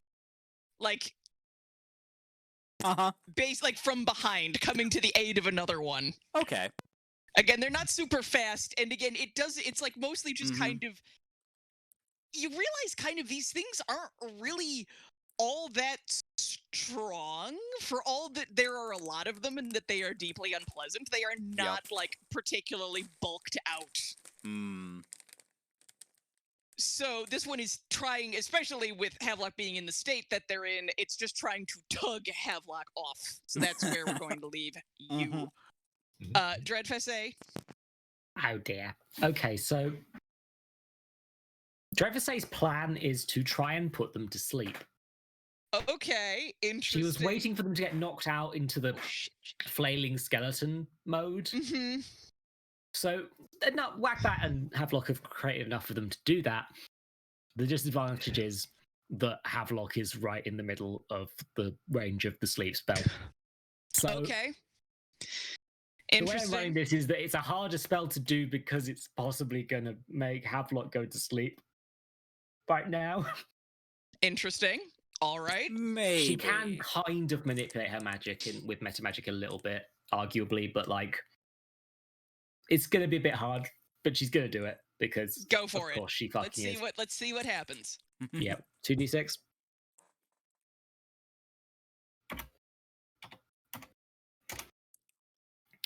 Well then, No. no. Nah, Yeah, No. no. it happens. Yep. Are we going to do this as a? No, that'd be a no, and wouldn't it? If No Havelock ands got are the affected. worst. But Yeah. yeah, Technically, it's just a no. 3 is the best. yeah. Mm-hmm. So she tries to cast a spell and it doesn't work on the goo creatures. No, I'm they all guessing. kind of just look at her and then Hmm. look back to trying to deal with Havelock.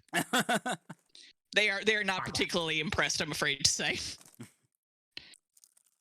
Okay, sleep spells don't work. Fuck. So Yersinia and Mithraia kind of look at each other at this point. And Mithraia just comes up to one of, like, they're kind of like, I don't know.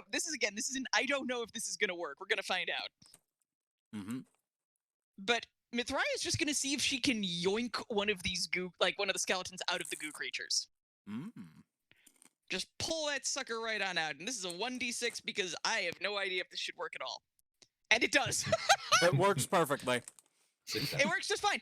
She, like, in fact, it works a little, like, unsettlingly because it's like, and you notice this, none of them are coming at Mithraia. None of them seem to want anything to do with Mithraia. Hmm. Like, and when she reaches out to shove one of these skeletons out of the body, or out of the goo, it just, like, the goo pulls away from her flesh, like, or like from her bones. It doesn't want to touch her. Like, she's kind of anathema to them. And so the skeleton just topples out, and in this case, does not start screaming. That's a nice change of pace. Yeah. Like, the goo instead kind of comes to it and starts trying to, like, shake it like it's trying to wake the skeleton up.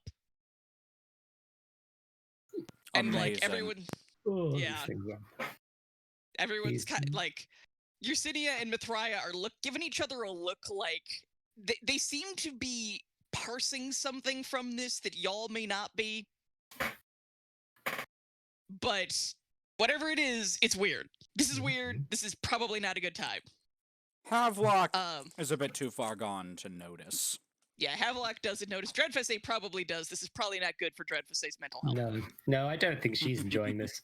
I need to BRB though, because otherwise, I'm gonna test the limits of whether I can pee in this afterlife plane. Please do. Bio breaks are good. Also, I Bio breaks are apologize for important. any crunching sounds on the stream. I am eating Yeah. chips, and I am trying to do so quietly. I need Also, I something salty apologize. for all this booze. Also, I apologize for any, like, moments where I have to go, wait, does this work in this unit? Because some of it, I'm just letting it write itself Oh, to an Heen. extent. Like, Never I know, feel trust bad me, for I that. know. But, like, This is I'm all trying. improv. I love it, It's though. not exactly. I do have an actual, like, outline written down. Mhm. So I'm trying not to let things be, like, It's completely roughly. all over the place. But I'm also, because I do want to get this done in one go, I don't want us trapped in the fucking netherworld for multiple sessions. So I actually have to figure out what the fuck I'm gonna do next. Ah, yay. Well, But we're there's getting there. time. We're getting there.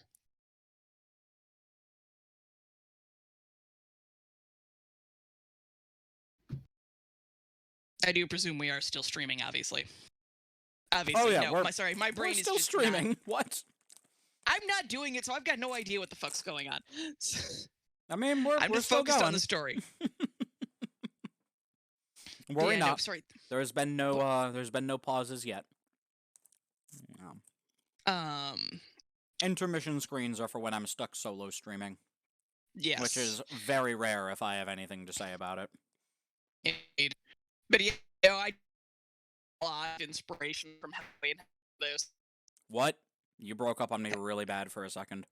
Oh, I've got a lot of inspiration from the from Hellboy in Hell. The like the last 2 volumes of the actual Hellboy series.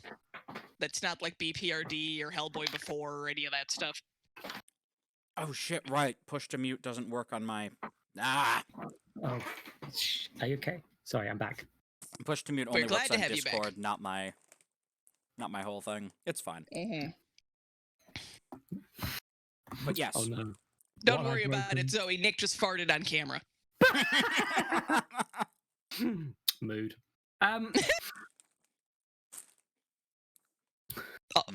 Okay. Mm-hmm. Shippies. I need to actually figure out what I'm going to eat at some point, but not that moment is not now. Junk food and So- liquor. What do you mean? You're a streamer now. I Maybe some actually have cup a very nudes nice. if you're feeling ambitious. This is actually a really nice bottle of sparkling wine that I've got. I'm a fan of that.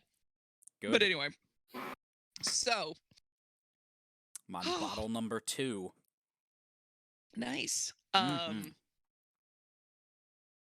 So anyway, Afterlife. We are Yes.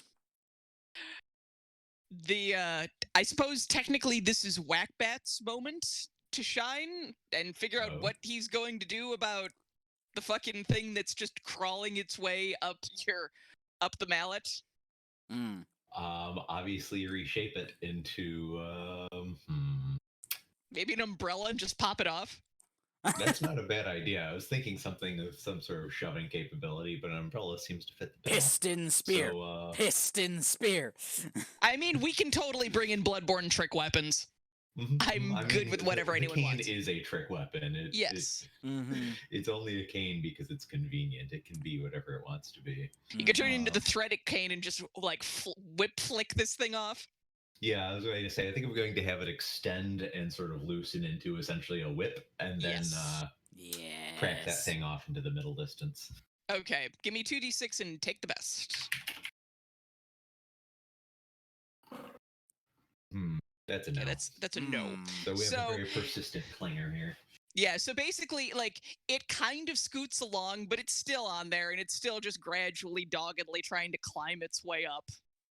I'm going to just sort of be gradually extending the cane to kind of Yeah, keep just- it at the same distance as it progresses, Yep.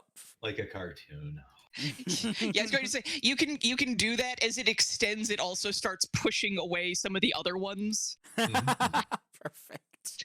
Just if we're going with full, like, cartoon physics, just, like, piling them all up and shoving them away. Finally. The game I play matches my mind. Pure cartoon nonsense. Next thing you know, Yakko, Wacko, and Dot are going to go by in the background. Anyway, I thought you were in hell.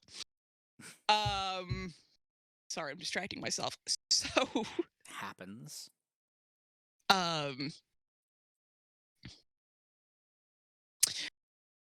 let's see. We've got I suppose it's Havelock's turn. You are they're trying to pull you off. Mm-hmm. Again, notably, they don't seem super aggressive about it. Mm-hmm. And then one of them comes along and just tries to it's gonna try to take the gun again. It's after the gun. The gun's in its holster. Yeah, it's going to try to pull it out of the holster and God make off with it. Damn it. Yep, nope. Havelock, as this thing starts trying to glob onto his gun, is just going to go, like, very, like, maximum upsetty feral. Okay. And, Give me 2d6 and let's see what it gets you. yeah, let's see. Yeah, it'll go one of two ways, depending on if it works or not. Oh, it works great. Oh, it works, yeah.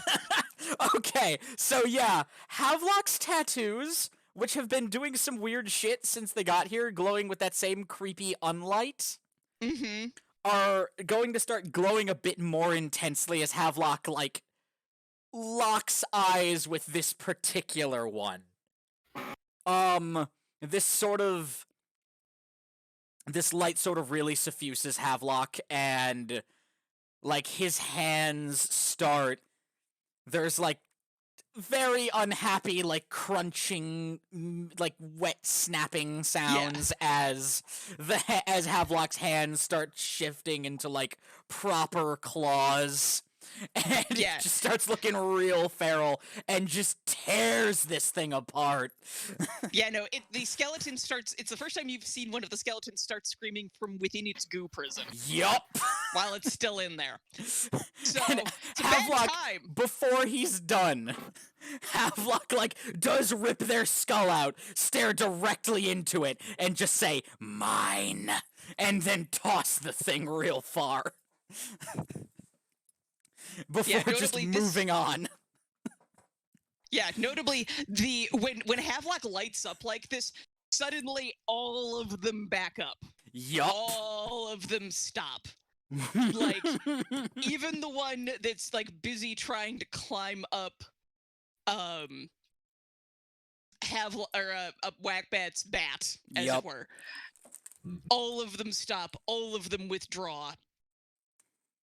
Whatever's going on here, Havelock has scared them sufficiently that they are apparent. Like, it's not that they aren't interested; they're still watching, but they're not approaching any longer. And notably, as y'all start to move forward, you notice that they are, like, again, they're still not approaching, but they are funneling you. Okay. Like, yep. herding you gradually along. Like, not herding, but, like, they do stand behind you. Just this wall exactly. of goo and, like, glowing eyes, just watching. Yup. And, you know, gradually narrowing it down until suddenly, dead ahead of you, it just looks like, unlike the gate that you ran into at the beginning, this just looks like a regular, like the sort of gate that would, like, close off a warehouse, like, parking lot from the rest of a street. Oh, like chain link fence and barbed wire. No, not like that. I was thinking more like just, like, kind of just regular planks. Oh, okay. Like, I was trying to think of, like, how to describe that, but you know what I mean? Like, yeah, think just in, like, tall-ass, hard-to-climb wall. Yeah, tall ass, just wooden planks nailed together. Like, you can kind of see over the top. It doesn't seem like anything interesting is on the other side. Again, it's very quiet. There's no... Oh, by the way, sound doesn't travel right here, by the by. Fun. Until it travels way too well. Like, those screaming skulls are a bad time. So... Yep. So yeah, as you get herded towards this door, the door opens up, and oh, it's our friend, pure inky dank ass darkness. All right then. Presumptively, everyone's going through because nobody's going to stick around for. Oh, yeah. Anyone wants to do any last minute around leveling up? I'm gonna pole vault. Sure. Honestly, let's see what. Oh, God, that's like, a thought. You joke, but if you were to do that, and I suspect again everybody just goes through one way or another, Whackbat, you are launched into the darkness, and then you pop out the other side. And Does the bastard on my stick come with me? No, that has let go. Good. No. So everyone pops through, and oh, by the way, you land, and we're just gonna start with Havelock. Now it doesn't look like set dressing any longer. This looks like the grimmest version of what Havelock would recognize as, let's say, a place where something bad happened. Oh boy, is it story time? I feel like it Yeah, might be it's- story time. It is story time. Go for it, Havelock. Tell us what we Havelock. see. Okay. Yeah, in this scene, and like normal everyday Havelock, the one you're familiar with has the the glow of their tattoos is fading, their hands are morphing back, and it looks like it's causing them a distinct amount of pain to do it. But they're just like, oh. And they're leaning on Nibirius a bit. And no Mhm. sooner does that all happen, and Havelock's finally looking like they're settling down a little, then they look around the room in something of a panic as they recognize it. And it is an alley in I never quite decided where Havelock found the book, but like if we're going proper Lovecraftian nonsense, then it might as well be somewhere in Egypt. Okay. That's as good a yeah, place like, as any. Yeah, This is the back alleys of Cairo. exactly. Don't look too closely. The Stardust Crusaders will go by in the background. Yup. And Havelock is there, sort of. The Havelock you see in this image is very distinctly a woman. Havelock has always been very fair features and looking Yeah. pretty androgynous. But yeah, this Havelock is very distinctly a woman. They do not have any marks or tattoos, and they are just standing over a body with several really horrifying stab wounds, holding a bloody Here. knife. As a lead-in, we're following her. The stabbing hasn't happened just yet. Oh, good. Oh, yes. In that case, then you see this Havelock, stalking this person through these alleys. And when they find, when the moment feels right, they just sneak up behind them and stab them. And they just keep stabbing and stabbing and stabbing. And after it's over, they're just rifling through their pockets until they find what they need. And then they take out a couple of things from their pockets and leave them there. Okay. And just fuck off. Yeah, the apparition of Havelock runs back through us Mm-hmm. like we aren't there, leaving his Havelock. corpse on the ground. Yeah, our Havelock just looks nauseous. Just like, oh no. Havelock's about to be more nauseous. Oh, because we're not done. It's not done. No, because the body on the ground Yep. is getting up. And it can see Havelock. It can see all of us, technically, but it's Havelock. interested in Havelock. Havelock looks horrified. Oh dear. Yesenia's like, you're always grilling me for information, but what the fuck is this? I found the book and I was not supposed to be there and oh fuck. It's like, it's coming and it's pointing. The body is pointing and it is talking and it is saying, the words are pretty straightforward. There's a lot of thief. There's a lot of liar. Yeah, There's a lot of that. yeah. Havelock is just looking alarmed, and it's like, so I may have killed a man who went on an expedition and taken his place, maybe slightly, a little. Yeah. Fuck. Oh, but there's more. We're not done. Yeah, no. Would you like to voice the corpse, the way the corpse is talking to Havelock? Oh, yes. The corpse is, the funny thing is, the corpse is they were a well-renowned, I'll say a well-renowned Egyptologist of their day. So they stand to their height, and they walk over to Havelock, and they're, sucking chest wounds, still sucking, are just like, was it worth it? I do so hope it was worth it, little miss. And just just talking in such a way that they're calmly, smugly superior about it in a way that is just doing terrible, just watching Havelock's face, this is doing terrible things to them. Yeah. Havelock is looking like they're on the verge of a breakdown. It's bad. Yeah, for the first time, like, you've ever seen Yersinia have the emotion of, like, don't you talk to my friends that way, and she, like, shoves this corpse backwards. And she does actually make contact, interestingly enough. Hmm. And then that is when this man turns to the rest of you and is like, "Ah, but we have guests. Shall we tell them about the rest? Best Miss Chamberlain, shall we tell them about the rest?" And No, I'd rather you didn't. Honestly, I'm not really feeling it right now. well, that is a shame, dear guests. Because in addition to killing me for this, in addition to killing me to take my place on the expedition, oh, we're not done. They framed up one of their rivals to take the fall for it. And, like, out of that, like, this man with, like, bullet wounds in their chest is like, "I died for your crime, monster." And So yeah, this is no. the second corpse? Yup. There's another one that Oh, just kind of boy. walks out of it and is like, "I died for your crime." And Havelock is just not having it. Like, they're just kind of a gibbering mess at this point. This is bad. Yeah, no. Like, Uh, go for it. Dreadful. Can Dreadful fucking destroy this fucker?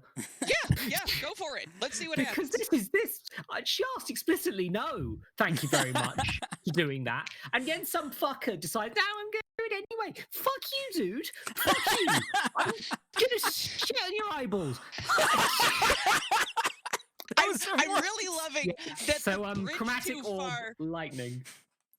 Okay. I do love that the bridge too far is this man continuing his story. She asked nicely. Is this 2d6? For the record, 2d6? Okay. Oh shit. Yes, and oh my god. Okay. Oh yeah. So, yeah.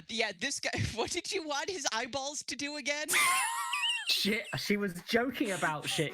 I was doing the shit in the eyeballs. That's just how I get about friends. Oh, yeah, being no. insulted. But Well, we're still I gonna do do like the idea something. that she's also canonically.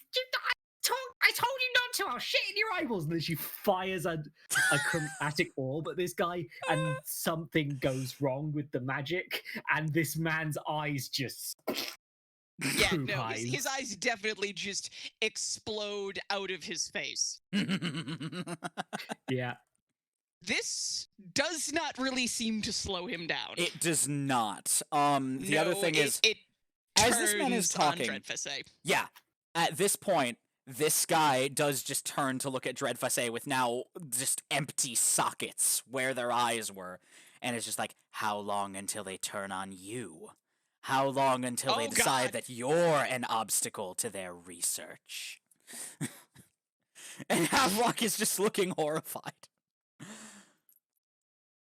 Yeah, okay, so this is I'm gonna take a turn as Yup. Yersinia, just because she's like takes one to know one, and she's gonna try to just like grab it, basically metaphysically grab his skeleton and yeet him like Yep. over the like into the wall of dank ass darkness. Yup.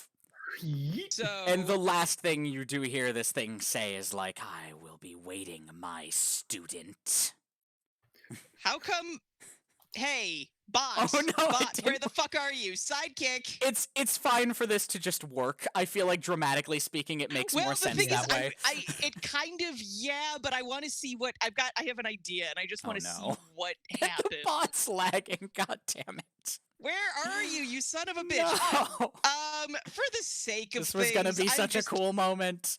It was gonna be a cool moment. Yeah, no. So failed. she, she slams him into a wall. Let's just say Mhm. that, and like his back definitely breaks from the impact. Yep. Like the bits are not attached to each other. He's like slumped off at a very bad angle. If you look like that, please go see a chiropractor. Unless Yup. it's a chiropractor that did that to you. And In which case, find a new chiropractor. yes, please go find somebody new. Be nice to yourself. And it's like, again, it says, what Havelock, what was it? What was the line? I'll see you later. Yeah. What I'll was it? be waiting, my student. Yeah, so it kind of slumps and starts to desiccate. The problem is we still have the other corpse wandering around. Oh, the other one is just having a. The other one is like. Just tormenting Havelock in specific and not really acknowledging anyone else. And like. A lot of it is weird. Like, a lot of it feels like schoolyard bullying, but like in college. Oh god. Yeah. Like, there's a reason Havelock set up this fucker in particular. There's a grudge. Okay. Oh, cool. definitely. Whackbat, do you want to do something about the schoolyard bullies? It's not a very sporting shot. Well, it's true, it's not. So I think they should pick on somebody their own size. Go for it. So I'm going to offer up a what would we call that? A parting shot? A knuckle sandwich? That's the one. Yep. Will you? I'm gonna knuckle sandwich the bot if it doesn't get off its fucking What is ass. going on with this bot? God damn it. This is the second time this has happened. Like, All what does right. it do? Go out for a smoke break? I know, I can seriously. add a backup bot if we need to. I've got another dice bot I use. Yeah, It's I was about to say, different I might commands, add a but- different dice bot to this so we have a backup Yeah, in case just one for- fucks yeah. up. Hmm. I mean, in the meantime, we could just roll actual d6 Yeah, and give say, me a fuck second. it. I've Yeah, got like, a give me million 1 and one sec. of those. I've got my set. I'm gonna here. roll my There bone we are. dice. I'm gonna roll my glittery pink ones. Nice. I've already been rolling my d6 where it doesn't matter. Okay. I'm gonna let you do the rolling for me. I don't feel like getting out Okay. of my chair. Here, I'll roll for you, AK. So we've Appreciate got a 1. Don't fuck this up for me. And we've got a we've got a 3. God damn Could it! lose them. Poor Wetbad AK. is better at absorbing failures than just about anyone else. So That's valid, but Okay. still, poor I know, Whackbat. it's just Here, wait, it was on a 3 though. This is Whackbat is fucking very good at punching. We're gonna give you 1 more for the record, Mhm. just because I want to. Okay, this is in fact the best. We got a 5, I'll take it. so that's A 5 is a no, No but, and- so that could be no fun. but. Okay, let's go with a no but. You attempt to punch this schoolhouse bully. He dodges Mm-hmm. and then proceeds to punch Whackbat back in the face in a very unsportsmanly way. Like with thumb out in an attempt to gouge eyeballs, that kind of bullshit. Ooh. Cute. I may in fact just be yoinking that wholesale from fucking JoJo. I don't fucking care. This is fine. Yes. Ow, fuck. I forgot. It is appropriate to this session that I have dice made out of actual bones. Yes, very much so. You I should actually what? get. I have dice made out of bone. I Why? have some Is that D6. legal? What do you mean? Yeah. They're not. What? human Oh, bone. you know, it's Yeah, they're not human that are bone. restricted. I wonder. I I'm actually have my smart. wisdom teeth. They're I could have made those out of- carved into dice. They're made I out was of just gator. like- They're made out of alligator jawbone specifically. I like that my first instinct was like, oh yeah, Nick definitely has human bone dice. You just I completely mean, yeah. channeled Dreadfessay there for a second. Yeah, you Just- really did. I mean, to be fair, I Look. would own human bone dice if I could. So, like, valid. Legally. But Yeah, also, that's a lot more. 90% That's a lot of of work. Dreadful is me dunking on myself. I think my favorite is like, no, this just reminds me of like, God, last time I ever donate blood. So many unnecessary questions. Whose blood is this? Where did it come from? Why is it in a bucket? God, I'm just here to donate blood. Oh my god. What immediately jumped to mind is the bit about who remembers the Tumblr Bone Witch and Oh the my whole- God, Oh, the no, yes! the bone witch. Just picturing she's The out there stealing incident. bones when she could just have mine for free. Yup. But anyway, so Carry on. So Havelock, you're seeing like this schoolhouse bully now is trying to punch one of your colleagues. Do you want to do Nope, something about That that? is no. That is not okay. Havelock is just like, okay, that's enough. And like manages to break themselves out of like whatever is going on in their head right now. to just pull their gun and be Yes. like, okay, enough. How many dice am I rolling for this? You're rolling 3d6. This is 'Cause I specifically hate this motherfucker and am glad I got them killed. Fuck Oh, this you're- asshole. fairly close physical proximity, so. Where'd the die go? It's a big die. And then Nick lost himself under the table. Okay. You Ooh, can- rolled a 6 and a 4 and a Okay. 5. Ooh, I rolled a straight. Yeah, nice. Okay. So, yeah, no, Havelock is just like yeah, Havelock does just get up and is like just point blanks them in the head and is like, if I could frame you up for murder, I'd do it again. Yeah, so you blow his fucking head off. Yup.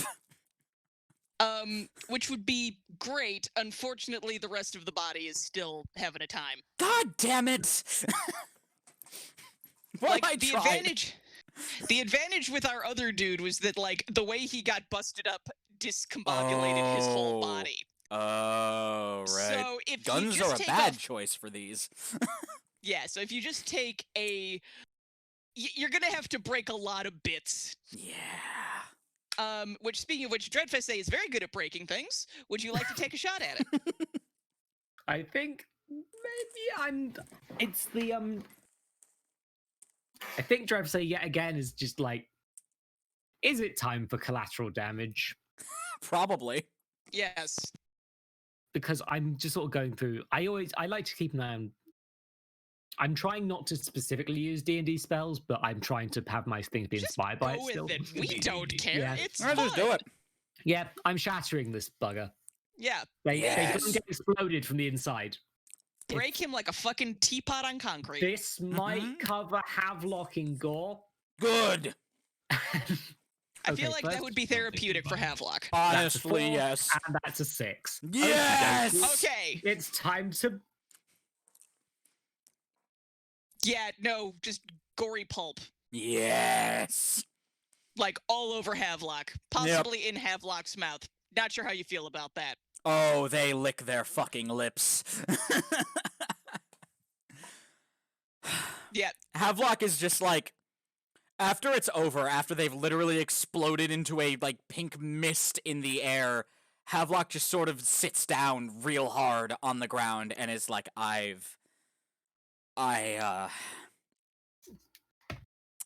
didn't know that could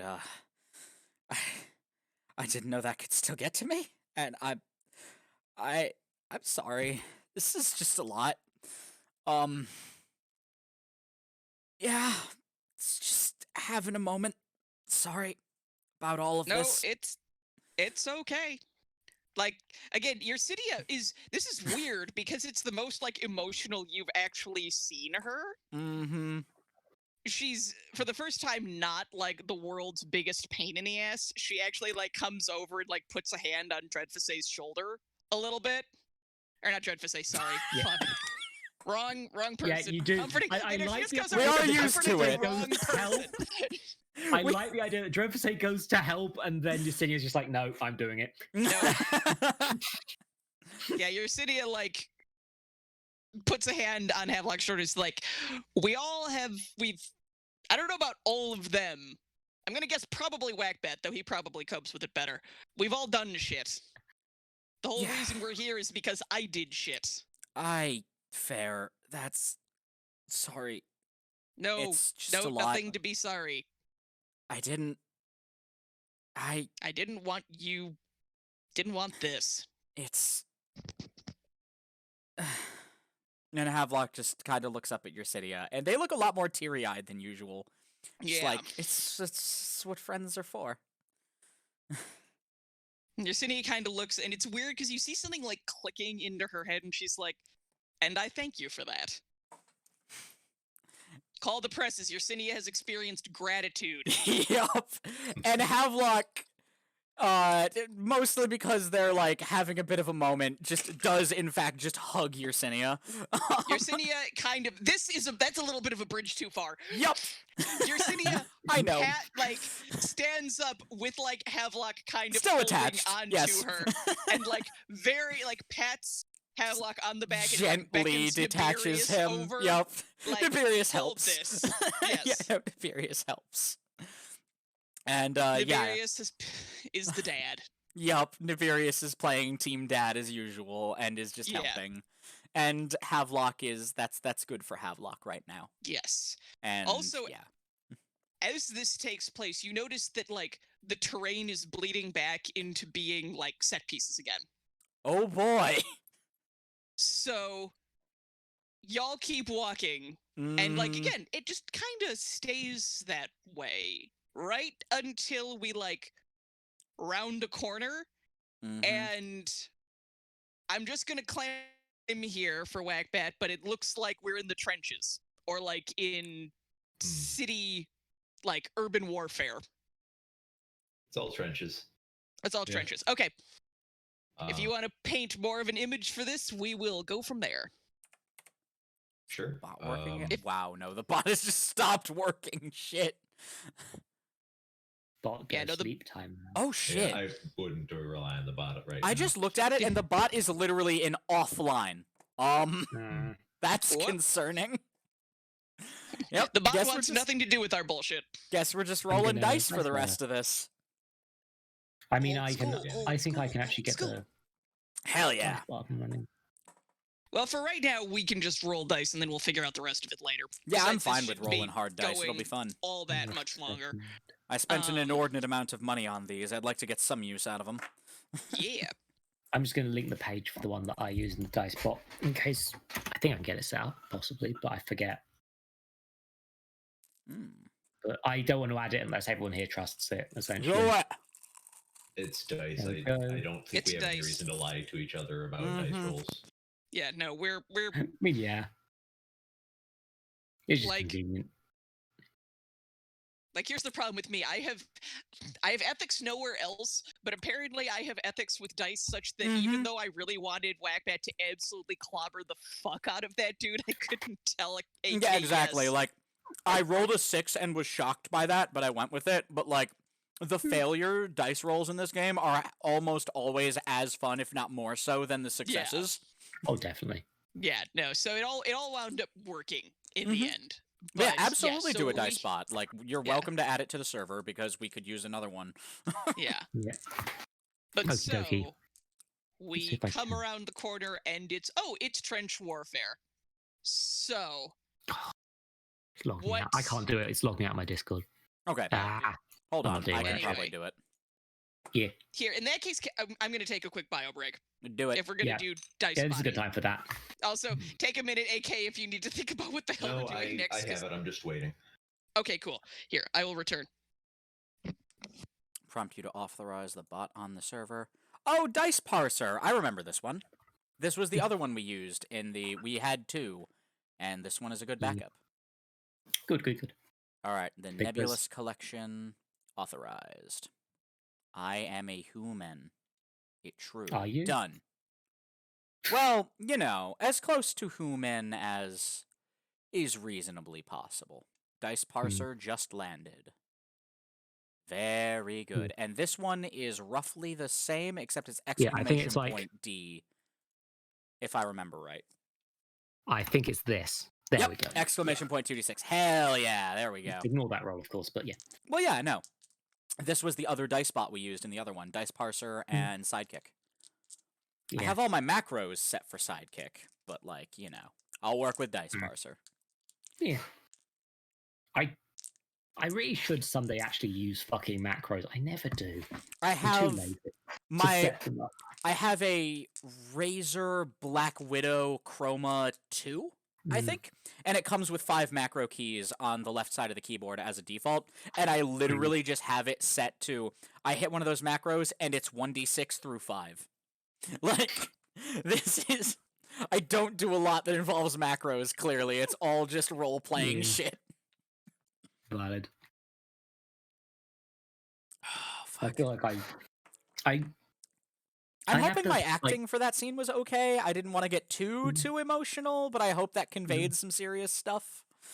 no, you did a thing. The It's- best acting is emotional. Well, yeah, no, that's the thing. I didn't want to, like... It actually affected, like, I'm pretty decent at acting. I can almost cry on cue. So, like, I just tried to make sure my voice sounded a bit choked up as Havelock.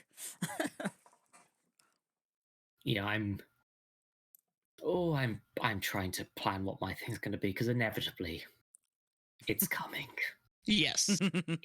Yeah, no, we're again, I'm not going to have one for Nibirius. We're just going to assume that That's fair, Nibirius is a cinnamon roll who is too pure for this world. He really So there is is. no personal hell for him. I've just now realized that Nibirius is Scorpia, but a boy, and I love it.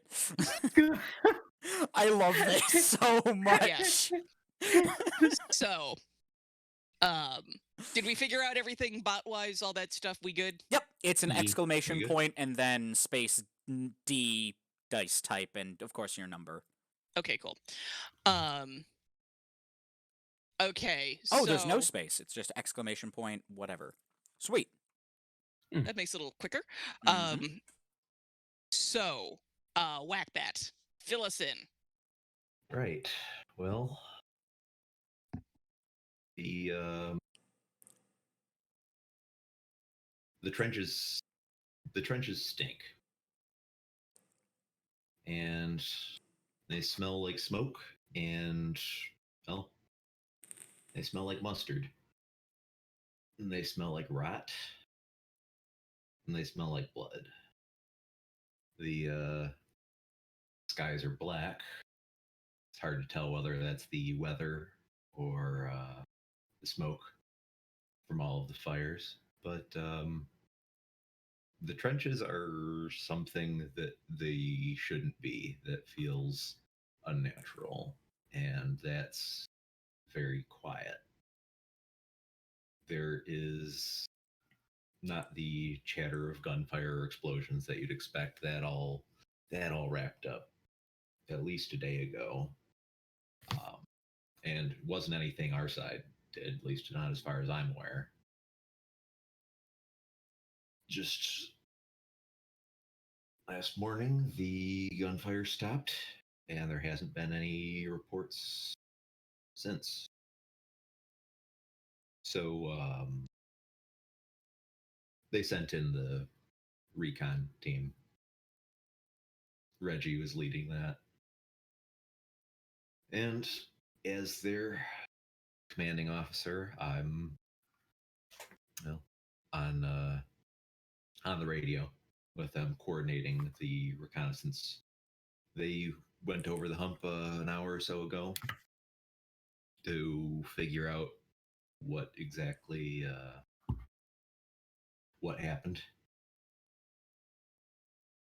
Optimistic to think that the Teutons would just retreat, but stranger things have happened. Commander Templeton is at my shoulder, very impatient for anything. There's a lot of questions being raised by the brass that ultimately it's down to me and Reggie and the rest of the recon team to answer. But we know each other well enough that, for as odd as this is, we can still manage a bit of the old banter. Do what we can to keep the spirits light, for as unnatural as this all feels. But the recon team is 6 men strong, and I was nervous about being given a command position. Not as good at giving orders as I am at taking them, but they're a good group of kids, and well, we get along like a house on fire. Unfortunate turn of phrase, given how many houses we've seen on fire, but war brings out the darkest humor in us. But on comms with Reggie, off-color jokes. They've breached the door to the enemy barracks.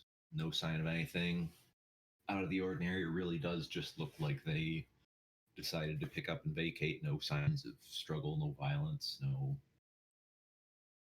nothing that should worry us.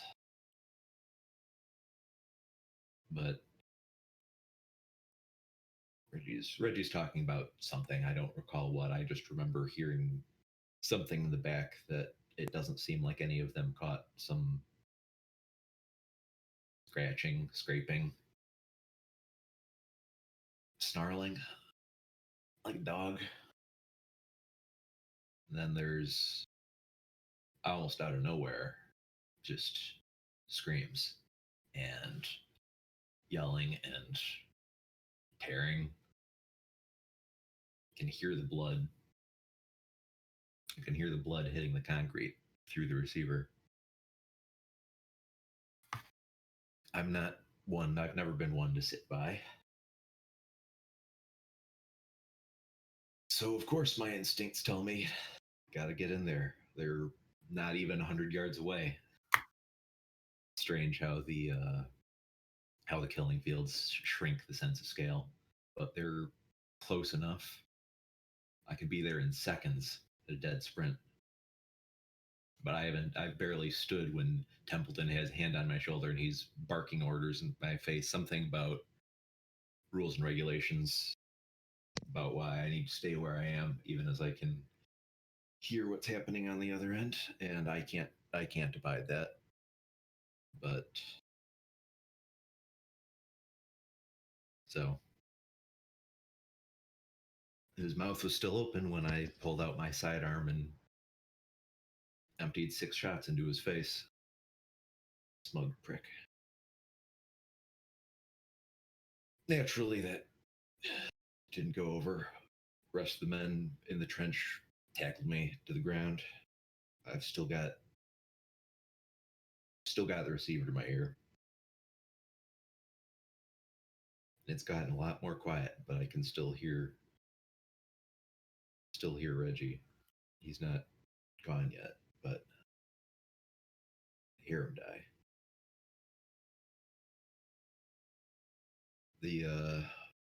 That was obviously the last day that I saw the trenches, and I would have almost been happy to see them go. I never did get an answer as to what went down there. I didn't get much of anything out of anyone after that point. The court martial was actually pretty clean, all things considered. Still, dishonorable discharge was about the best I could hope for. But I can still see Templeton's smug fucking face, even with 6 bullets punched clear through the middle of it. Jaw just flapping about following the rules and doing the king proud and stiff upper lip and all that horse shit. Never touched a gun since.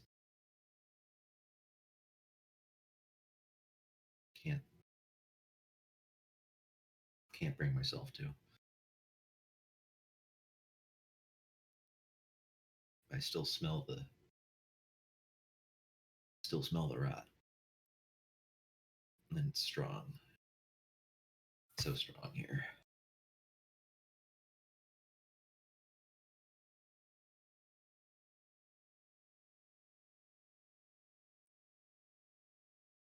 I wish I could remember what Reggie said, what his last words were, but I can't. Just remember Templeton's smug fucking face.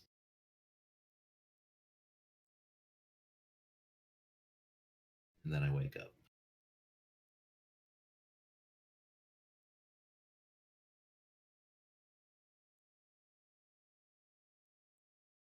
Fuck.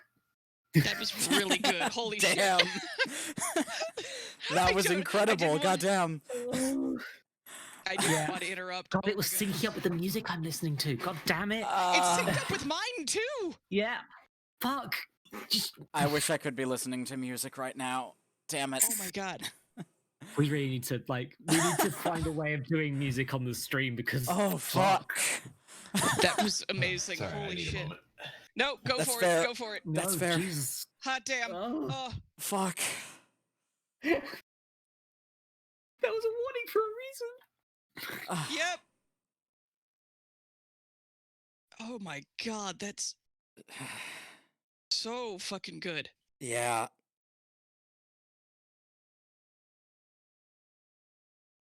Oh god, I've got to follow that. I'm sorry. I'm sorry if I've. Don't worry, no. That Oh was my so god, fucking AK, good. that was I mean, brilliant. like, So fuck. I'm debating whether I want to add to that or whether we're just going to walk through it or whether I'm going to That's your call. Okay. I can sustain that in either direction. Cool. If you want to just move on, Fuck. or if we want to meditate on that, I'm I cool think either way. we'll meditate a little bit, but not too long. Okay. And specifically, if everyone's ready to continue, if you're good, AK, Yeah. because I'm good. hot fucking damn, do you like? Is there an RPG Oscar? Seriously, that was amazing. So like we're continuing along, like walking through the trenches, following you, Whackbat. And like if all of us have weird moments where we glance at each other and we keep seeing each other in this uniform out of the corner of our eyes. Yup. The same uniforms that would have I basically posted what I'm picturing in my mind's eye into the RP chat because I definitely did lift some ideas from Death Stranding and I can't help it. That's valid. Whackbat is actually probably in his uniform, whether or not he realizes that. Yeah. Yep. And like we keep like seeing, and obviously, you know, Yersinia doesn't know how to use a gun. She's unfamiliar with all this. Everybody's having, but it's like, here we are. Yep. And you know, it seems like we're just about to get out. Whackbat, you're just about to, quotation marks, wake up from all of this. When, like, right at the end of the trench that we're in, that, who was it who you shot? What was his name? Templeton. Like, rears out of the mud. His face is still, like, full of bullet holes. And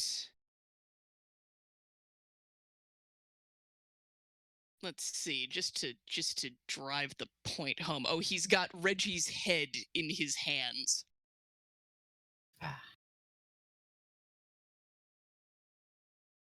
And he says something to the effect of, "Regulations, old boy, this is your fault." Please forgive me. This is a lot to follow.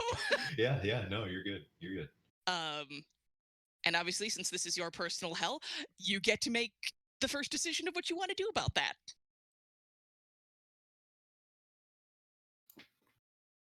You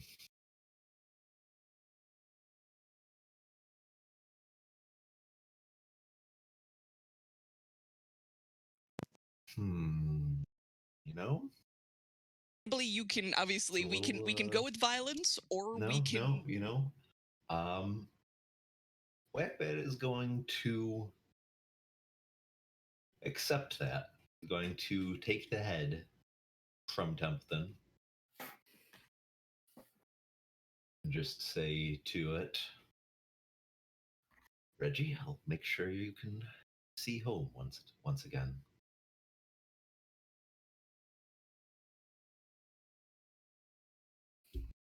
Templeton falters. Templeton falls back into the mud and just absorbs into it.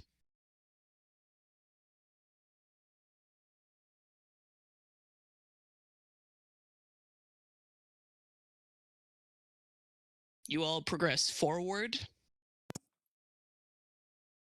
And right as, again, they're like, as things start to fade back into the set dressing, you hear the head in your hand say, "Thank you. I appreciate that." Before it disappears as well.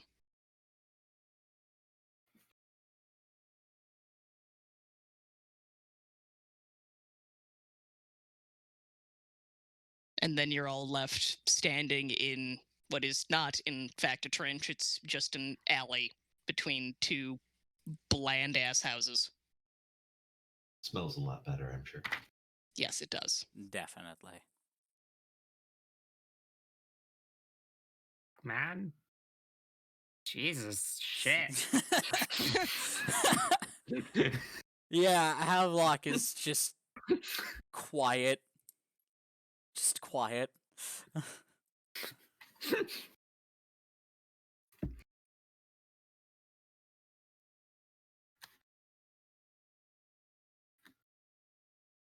think a bit of silence goes by, and then Drevster goes, "What the fuck is a Jesus?" God damn. Reverence Very is popular not. Pillock where I'm from. Trauma bonding. Yay. There's a lot of it today. Fuck. Yeah, Yersinia is definitely going to kind of. Actually, probably not Yersinia. This is not Yersinia's strong suit. Mithraia, however, is going to kind of give Whackbat the, like, you okay? Sort of facial expression, as much as she can have a facial expression. Yeah. Whackbat Like- is going to offer a reasonable smile and just sort of, well, I tell you this. I should have only fired once, because that bastard wasn't worth the other 5 bullets.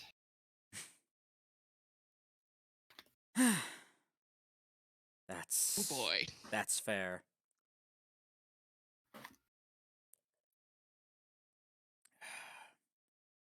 The road calls. Do you want to keep going? Not that we have much choice. Not that we have any choice. I'm such an asshole. Let's push on, friends. Let's Together. Stronger Havelock. together. Havelock claps. Havelock claps. Whackbat. Whackbat. Jesus Christ.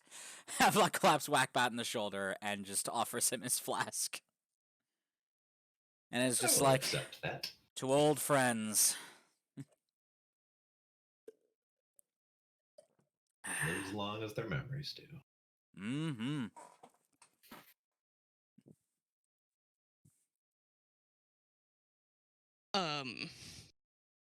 So once everyone's gathered themselves, Mm-hmm. we proceed along, and again, it's like set dressing for a bit, Mm-hmm. and then, unlike the last time, things glitch in. They're not, Oh. and then they are. And then they glitch back out and then glitch back in. Dreadfest say, it's your Oh. time to shine. This is gonna be a lot. Because I don't think Dreadfast has. There's an obvious one, but there's also just. There's just a lot with her. And I think hers is kind of. If it's okay, less one location and more of kind of a messy amalgam. Absolutely. Like That herself. was It's my just idea. like That's not why I quite introduced it right. with glitching. Mm-hmm. So I think the first place we're in, it's like a cave, but like it's like a city inside a cave, just built into a mountain. Not like ornate, kind of poor actually. Just a place that almost shouldn't exist because it's so weird. Of course, there's other elements of things coming in as well, but it's her childhood home. It's a place called the Mount Fell, where she grew up and where she first discovered that she was capable of doing wild magic. And this is, I think the memories from this part are the day she left, the day that she decided to go and become stronger. And she wanted to protect her friends, but they didn't get it. They didn't understand that she couldn't just be Susan Knoll. She had to be something more. And none of them wanted to be her minion. So she left. And she left alone. And then I think it's also another one like this. It's an academy, this place where people just died around her and she could do nothing to stop it because she wasn't strong enough again. And she just, yeah, again, it's not even, she doesn't even remember their faces. This isn't a memory that's like clear in the mind. This is just something that happened but didn't happen. But it's still, she still feels the guilt. The guilt is still there. These people died and she was not strong enough to stop it. And then we end up in a city, a medieval style city, like white walls, planks, and she's in an alleyway and she's about to have a wizard duel. She's got her stuff out, she's got the staff out, she's wearing a slightly fancier outfit with a feather in her hair, and a wizard stands in front of her, like an elf. He's wearing like kind of academic robes, and they're about to start fighting and he just runs. And Dreadful yells, "Coward." And she fires magic at him, and he stumbles, and she just charges forward and grabs him by the neck, and lightning courses through her hands, and and he goes limp. And she just drops him and just starts crying. And then she starts laughing. Just this ridiculous supervillain laugh that should fit her but doesn't.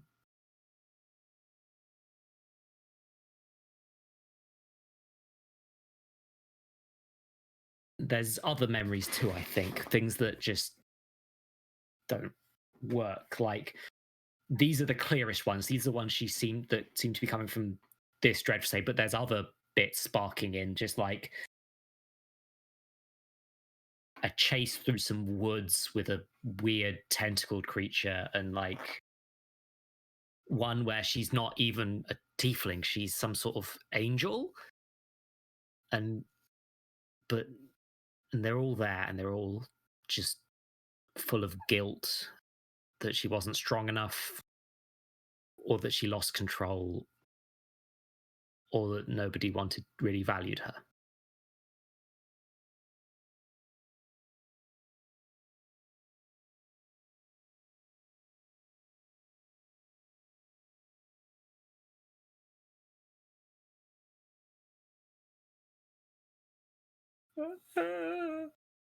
But yeah, no, I should be clear. Like, if there's gonna be a corpse here, it's gonna be the person she It's killed. gonna be that wizard, yeah. It's gonna be Benedict. Yeah. So sorry, I never want to interrupt anybody because I No. don't like everyone's doing a Mhm. really good job for the record. You are too. Dreadfest. Mm-hmm. So like that glitching, those experiences, they continue to happen. But then like out of them, Benedict, I'm pretty sure that's his name, what you just said? Yeah. Like walks out of them. Like imagine like the background keeps going, but he's like an independent, like, you know, Oh yeah, I can picture exactly you can kind of picture what it. you're. Yeah. Yep. Yeah, it's like everything around us is changing, but he is heading for Dreadfest. Yeah. I think I feel like she's had her goggles down this whole time, like she's been trying to protect herself, but yeah, she sees him coming and I think she worked out this was coming already, and she just picks her goggles up and just says, "Hi, Benedict." And he's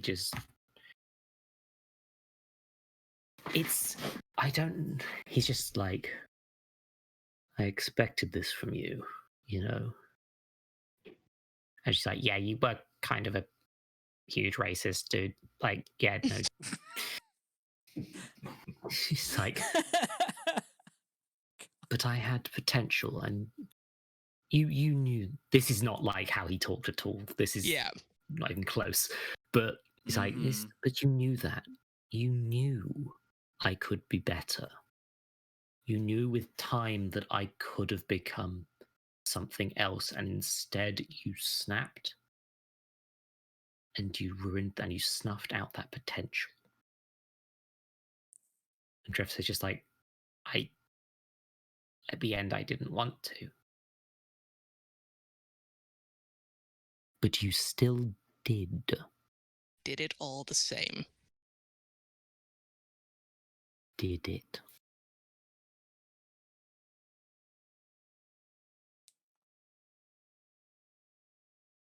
I'm also writing down notes to try and keep this. No, yeah. It's very hard to think and write and talk at the same No, time. of course. That's fair.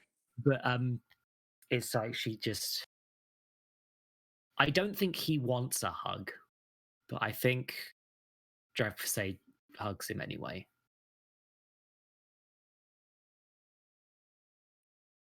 And I don't know if that even works.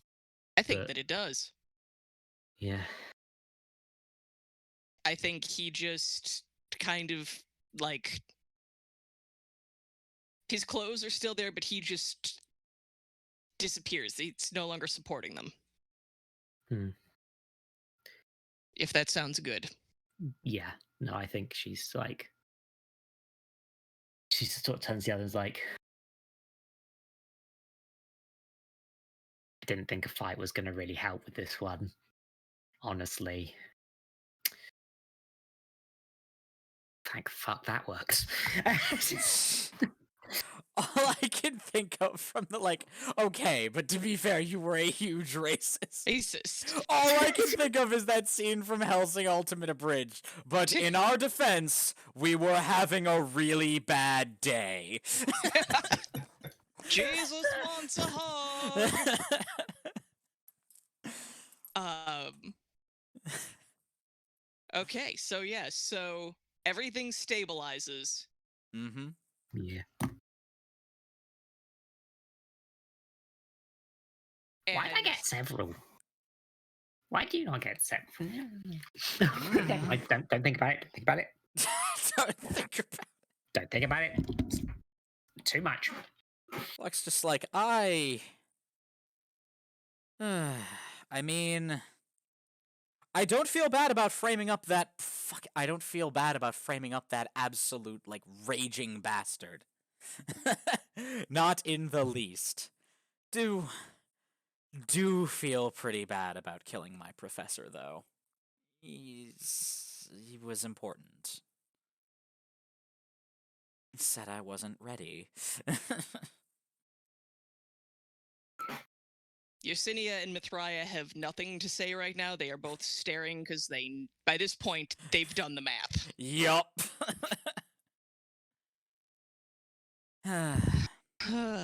Boy. Because it's. I don't really have much to add that I haven't already said. Fair enough. Well, onward.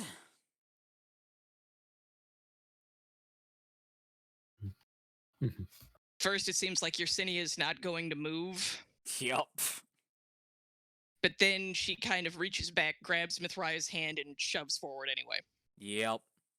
She looks more scared than you've ever really seen her look. That's alarming. Yup. I think Havelock, having had these conversations, Havelock has a rough outline. Havelock maybe has sort of the shape of what's about to happen. Yeah. But does not really know any of the details. So this will be fun. Exactly. Yeah, so as you walk forward again, the set dresses itself back up again. Mm-hmm. And this is a world Again, I'm just going to gank from what I like. It looks very Do much it. like Yarnum. Looks very much like the city in Bloodborne. A lot of Gothic spires. It's very dark. It's very angular. Lots of trefoils. Ooh. Lots of very tall, dark-haired people walking around. And you realize that you are technically in a courtyard. And there are gates opening and a horse-drawn carriage, drawn by an absurdly large horse, by the way. Everything seems to be like, the proportions are wonky compared to, especially for those who are closer to like Earth proportions, what you're used to. Yup. But in comes the cart, and down from the back of it jumps like a whole bunch of young people. And when I say, like, you know, late teens, early 20s. And one of the first ones to get off is, she's tall and she's lanky and blonde, like kind of a dirty blonde. Mm-hmm. And even without knowing, even with having never seen her with skin, you know you are looking at Mithraia. Yup. And as Mithraia gets down, you see her glance up. And again, this courtyard is ringed by like a edge to the wall that people can walk along and look over. And you see another figure who looks like, well, it's Yersinia, but she's a lot younger. Her hair's a lot darker. And the two of them make eye contact before Yersinia kind of turns on her heel and disappears into what you swiftly figure out is the cloister. This is specifically the, oh god, there's an actual name for this. I made a name for this. Let me look at my notes. Sorry. There we go. Oh, it is the Cloister of the Sepulchre, and you proceed to basically experience the world, the life of this world briefly, but through both Yersinia and through Mithraia, as they both, because Mithraia is right now just a novitiate. She's brand new. She's just here to take up holy orders, and with the goal of being one of the legal nuns who helps basically solve legal cases by raising the dead and talking to the dead. Meanwhile, Yersinia has already been here for a while. She is in the research department of the same cloister, and the two of them don't cross each other's paths a lot, but they keep noticing each other each time that they do. And gradually their involvement gets stronger and stronger. And like their passion for their work becomes even more so. They're just getting better and better. Mm-hmm. And what becomes a passing interest becomes more of a fancy, becomes a relationship. But the problem is you have two very high-powered academics, well, one high-powered academic and one high-powered lawyer, essentially, who are trying to relate to each other. And this does... There are fights. You see, there are yelling matches, and it's kind of like, within the cloister, there's an understanding that people are having sex anyway. This is not specifically against the rules, but like, it's generally expected that you're supposed to keep it on the down low, and neither party is doing that. Mm. The relationship is messy. Eventually, there is a breakup. And the breakup still does not stop the hate sex.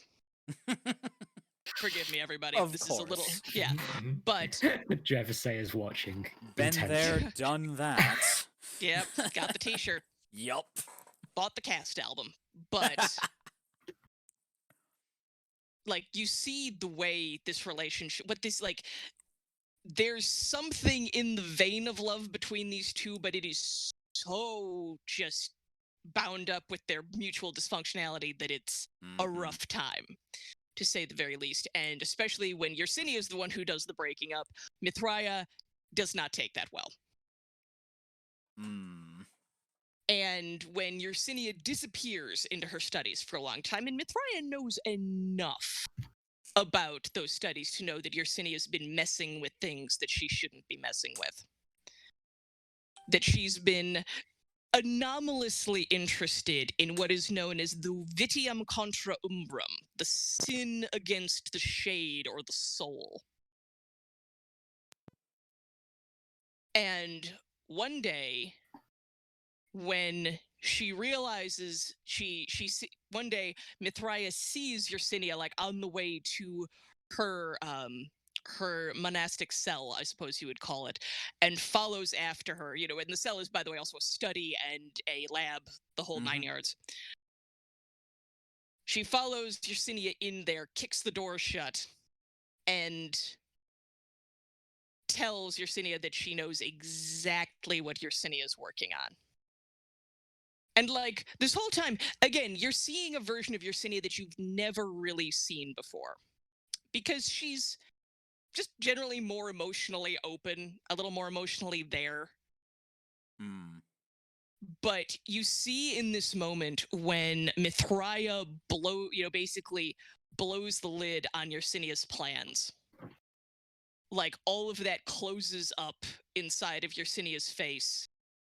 And just there's a combination, there's panic and there's fury and there's just betrayal par excellence. And why does Mithraea do this? She does it because she knows, like, she's angry, she's tired of being ignored by Yersinia, who's just a little bit older and a little more established, and who, while Yersinia would always have viewed Mithraea as being like more functional, more practical, more able to like interact with the world, Mithraea has always felt vaguely less than Yersinia because she's not as smart as Yersinia. She's not as much. And she's in this moment where she blows the lid, she's finally satisfied as having surprised Yersinia for once.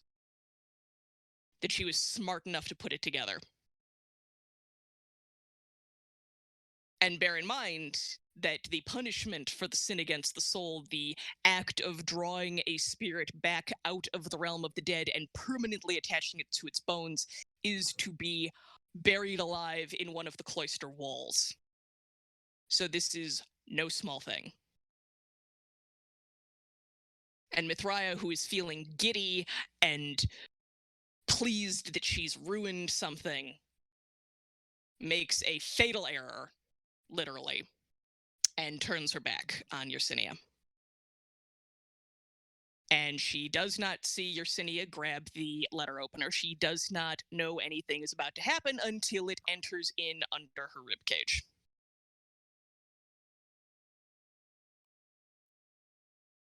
And there's a long moment for the two of them, a long moment of realization of what both of them have done and what it has led to.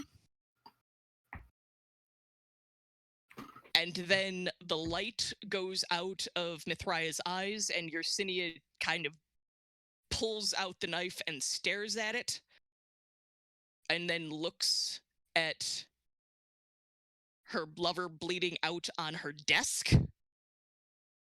and tries to figure out what the next step is going to be. And then her face closes up all the way, and the face becomes that of the Mithraea, or the Yersinia you know now. That hardened off look where she has screwed her courage to the sticking place. And she knows there's no going back from this moment. So she locks the door. And what happens next will go largely undescribed because it's a bad time to watch. But long of short, Yersinia dismembers and defleshes Mithraea's entire skeleton because she's decided that if she has been granted the opportunity to finally test her theory, and if she has paid such a high price, she might as well go through with it.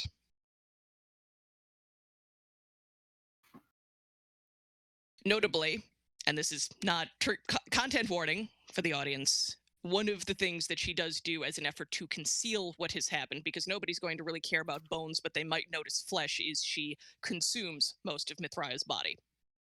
What she cannot consume, she incinerates. That This is a complete. hell of a sunk cost. Yes. Yup. Yep. This completed, she finally goes through with the process of rejoining soul with body. And what she uses as the ultimate, the way, essentially, you need Thanergy to do what she has done. But to puncture the hole into, just to get a soul out, doesn't require that much. The death and the trauma that just took place is plenty to tear open, basically, things between this realm and the realm of the dead. And she is able to haul Mithraea's soul back in and shove it back into this newly defleshed skeleton that she's wired together, and reanimate the whole thing, attaching everything, proving the theory, proving what was hypothesis. Oh, by the way, as part of this, where she's getting all the data is a book bound in an iron cage, which looks suspiciously like Havelock's, and acts suspiciously similarly too. Oh dear. The skeleton of Mithraea, traumatized, newly returned to its body, does probably the sensible thing and tries to strangle Yersinia on sight. Yeah. But Yersinia chokes out that there's no way to fix her unless Yersinia does it. Not at this stage. No one is going to help her. And given that this worked, the only odds are is that she's going to be walled up alongside Yersinia in that wall for eternity as basically masonry. Unable to suffer, but also unable to do everything else until essentially the heat death of the universe. Of the multiverse. Not a great time.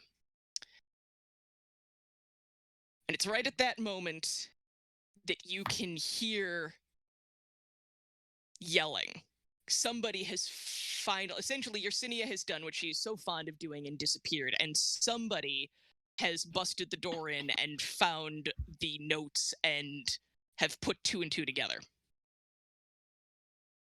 And the rest of the cloister, the rest of the Sisters of the Sepulchre are coming for Yersinia, are coming to wreak the righteous vengeance that technically is due upon her. But instead, Mithraea hauls Yersinia back to her feet, and the 2 of them run for it. And they run out a back door of her cell into libraries, down into catacombs, down as far as they can go. The walls are turning into bone, and suddenly there is a door that should not be there, and they are opening it, and there's the curator, who welcomes them. Welcome Thank to you. the collection. He then proceeds to reach behind and casually shut the door, cutting off the hand of one of Yersinia's pursuers. Yes. And that is that. And the pair of them are left standing there, looking at each other.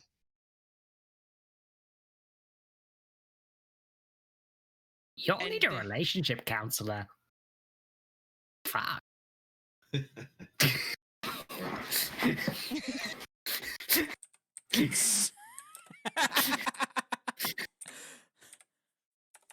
Like, Yersinia and Mithraea kind of at that moment, when Dreadfest is saying that, kind of breaks them out. Because there's a moment, if you look closely, both of them are kind of assessing whether, what they would do again and whether they are willing to fight each other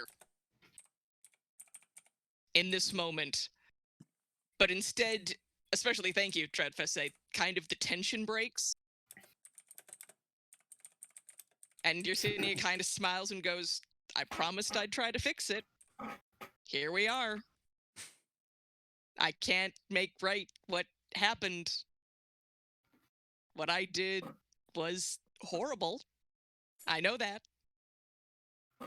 I may be amoral, but I know that what I did was awful. And Mithraea kind of looks at her and goes, I mean, you saw what was in my head then. It wasn't much better.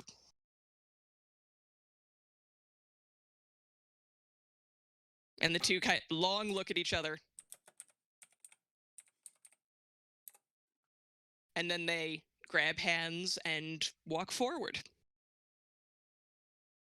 Because there's nothing like a little bit of mutual trauma to reinforce already very strange relationships. Indeed. No. Yeah, I mean- Havelock just shrugs. Like, Havelock just shrugs and walks toward them, like, clearly having exactly no fucking room to criticize anything that just happened. Yep. Hmm. Hang on one second. Okay. Nope, we're good. Sorry, I ordered a pizza for me and Bun, and it is en route, which is good news. Excellent. So, Good. Shit, I could go for a pizza right now. I might order a I pizza know, right? after this. Oh fuck! I Well, have it won't be microwave much- pizzas. it won't be much longer. So, because Ooh. we're coming to the end stage. Tail end. Mm, So long as that works for everybody, I think. no I think arguments everyone's here. good with that. Cool. I'm happy to keep going. So everyone proceeds, and this time the set dressing remains the same, except, well, there's another door. This one leads to out of the city, and you can see through the grating that this one leads up to whatever is up on that hill. Off we go then. And so you do. Again, there's a moment of, in this case, there's not really darkness. It's more of a walking through of a veil that Mm, kind of parts. And now you can see that the chair is not unoccupied. There's somebody sitting in it. fun. And as you approach, you realize, like, you can't, again, they are set dressing just like everything else, but a little more defined. Their face kind of shifts. You could not put a pin on the gender, but it does sporadically just shift all the way over into a full-on skeleton. And then it shifts back. Sometimes not even a human skeleton. It's a lot of different things. Oh And they boy. keep moving back and forth. And the figure kind of watches all of you approach. It doesn't look... It's not surprised.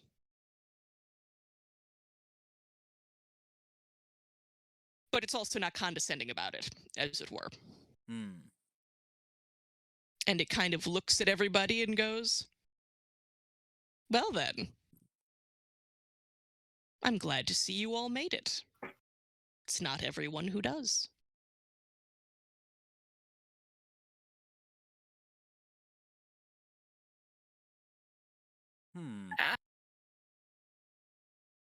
I forgot why we were doing this. Backbed almost feels like he should be offended by that, but can't put his finger on why. Yup. Look, there was a lot of trauma. You sent us through the trauma rooms, and I got a bit distracted. Why are we? I forgot.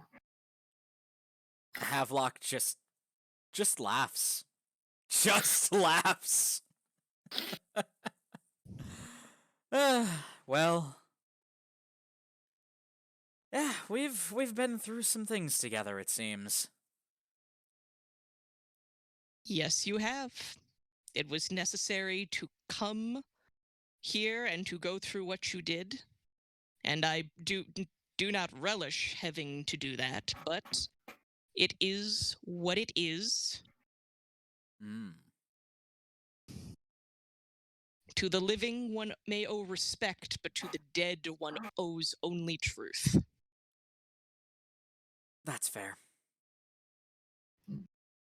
I concoct to that. Of course, some of you, and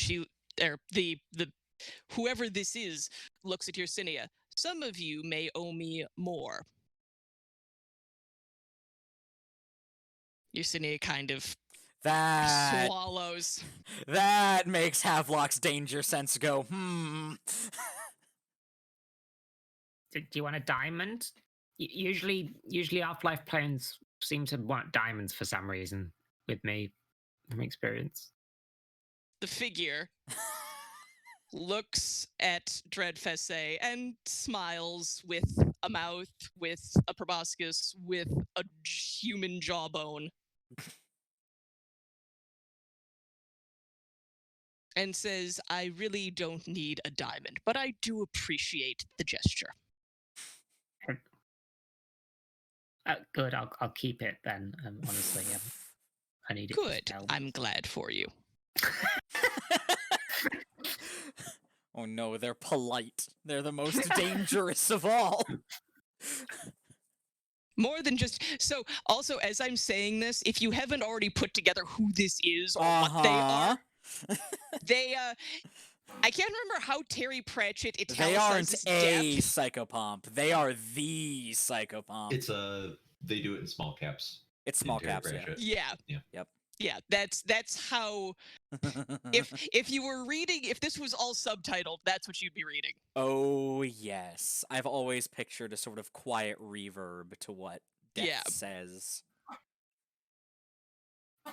But is this death or is this the death of deaths? This is every last one of them. Yeah. Well, here, how about you ask? How about you ask, Havelock? Sure. Why not? Havelock is like, small metaphysical inquiry. I apologize, but I just have to know.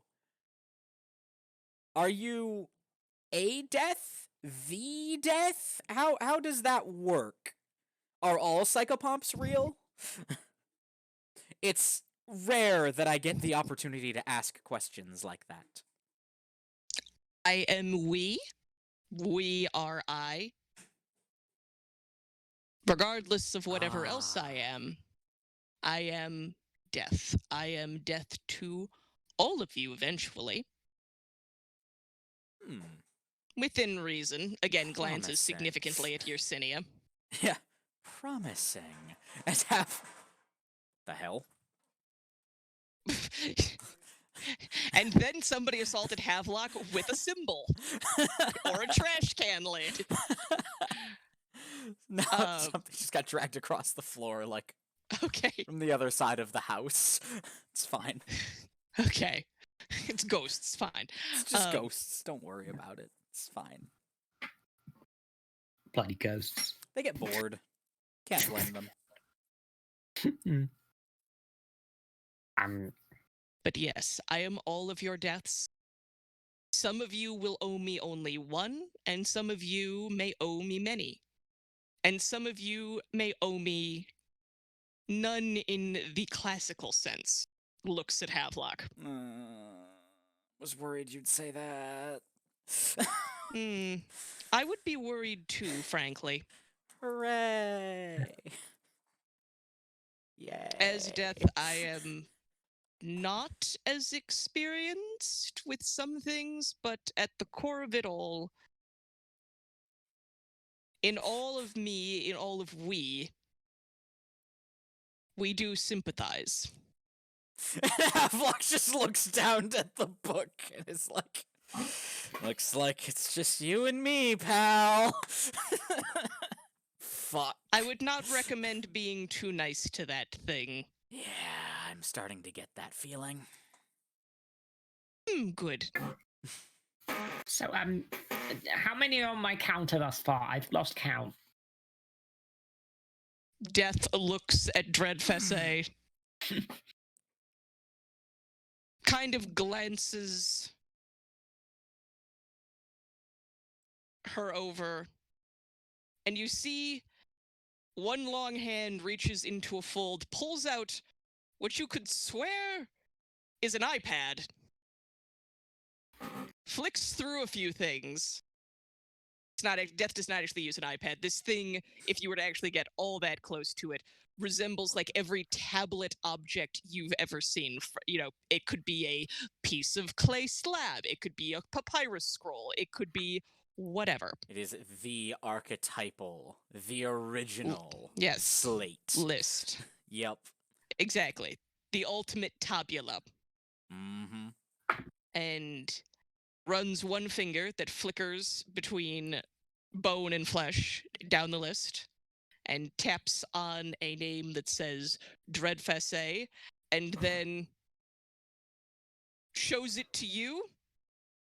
Unfortunately, Dreadfesse, if you look at it, it's just one goddamn big SCP article. It is all redacted. Yeah. Yep. Yeah. I think that Death probably knows her birth name as well. Mhm. So I'm going to say that it's the birth name that this is next to. Susan and I said earlier, actually. So yeah, no, Yes. it's not a secret. That's Dreadful is not her birth name. But I think it is just, yeah, it's the equivalent of like, it's like glitched out text in a video game where there's supposed to be a number, it's just insert value here, Mhm, essentially. yeah. The variable is, it's not clear what the variable is supposed to be reading, and she's just like, that's worrying. Ominous. It rather is. I'm sorry you can't read this, but there are rules and protocols. Speaking of which, Death stands up. Sorry, I'm gonna have to talk to myself for a hot minute. Bear with me. Yeah, do your thing. Yep. Death looks down at Yersinia and goes, "You owe me half a death." And Yersinia's like, "I'm sorry. I did not know." "No, you didn't. I'm afraid. And I'm afraid," she glances, or Death, they glance at Mithraia. Skull to skull figures. It's like, there's no undoing what you've done. I can't even do it. You can't, at least for most. Significant glance back at Dreadfesse, then back to Mithraia. You can't die again. Not in any way that I can affect things, anyway. And you just see Yersinia kind of like go down. She hits, she just lands on her knees, and it's the first time you've ever seen her look defeated. And it's the first time you've ever seen her cry. Nope. Havelock is there. Yeah. Havelock is like there, just putting a hand on her shoulder, not saying Yersinia anything kind just of yet. Gestures him away. Just, she does not want to be touched in this particular moment. Fair.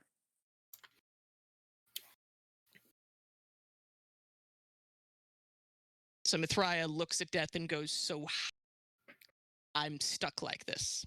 "I'm afraid you are." "Is there any way to balance this out? You said she owes you half a death. What does that mean?"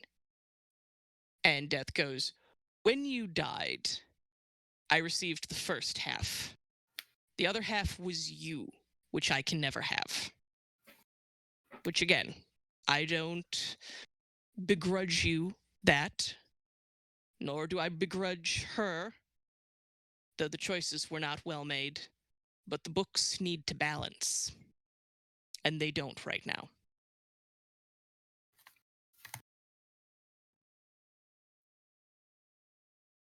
And Mithraia kind of is like, "Well, shit." Yeah. What does that mean? How does one balance that book? And this is Havelock at this point. Like, Yeah, what I does that figured. entail? Yersinia gets up. "If you want what I've got, it's yours." Havelock does just look straight up startled at that. Yeah. Even if you can fix any of what I did. Because what I did was reckless, and it was monstrous, and it was done because I wanted to see what would happen. I wanted to know. And I was so scared and so angry, and the opportunity was there, and I just went for it. If I am what it takes to balance this back out, or make any of this better, then my death is yours too, I guess. Death kind of looks at the pair of them. Before Mithraea gets the wish, nope.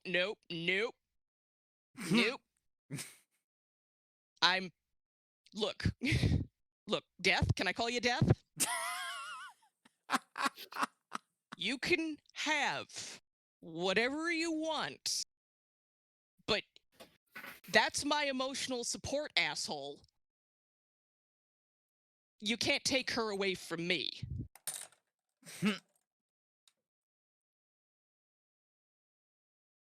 And Death kind of glances between the pair of them, cocks their head back and forth, thinking, and goes, I have an idea. It will more or less balance the books.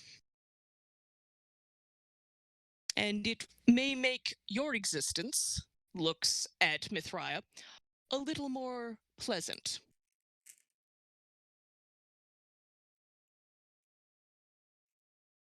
And Death reaches out, cups the face of both Mithraea and Yersinia, and then, before anybody can think about what's about to happen,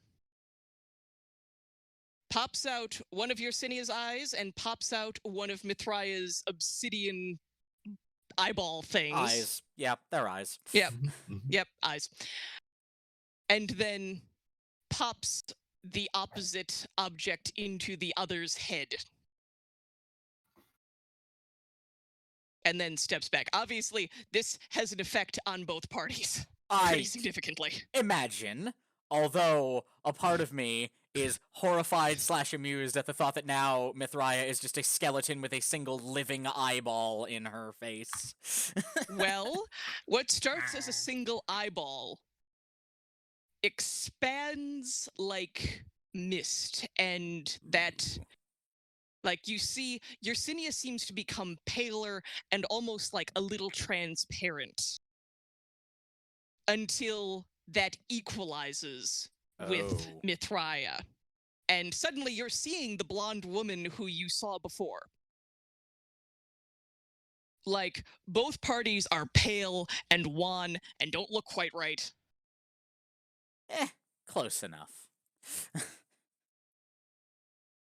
But Death is like, yes, I think that will do nicely. So, you asked for her to be with you forever. You two are now tied forever, as if you weren't already. And you have an exchange that you can make. You can remain as you are when you need to be, both with flesh, both with senses, though they will be different, and you will adjust, but it will take time. But if you need her, gestures at Mithraea, to be your arms, your shield, your sword, she can become nothing but bones again. And then gestures at Yersinia, and if you need her to be the ghost, the eyes, the spy, she can become nothing but spirit. And in this, I balance these scales. And in the balancing, all is made as right as it can be.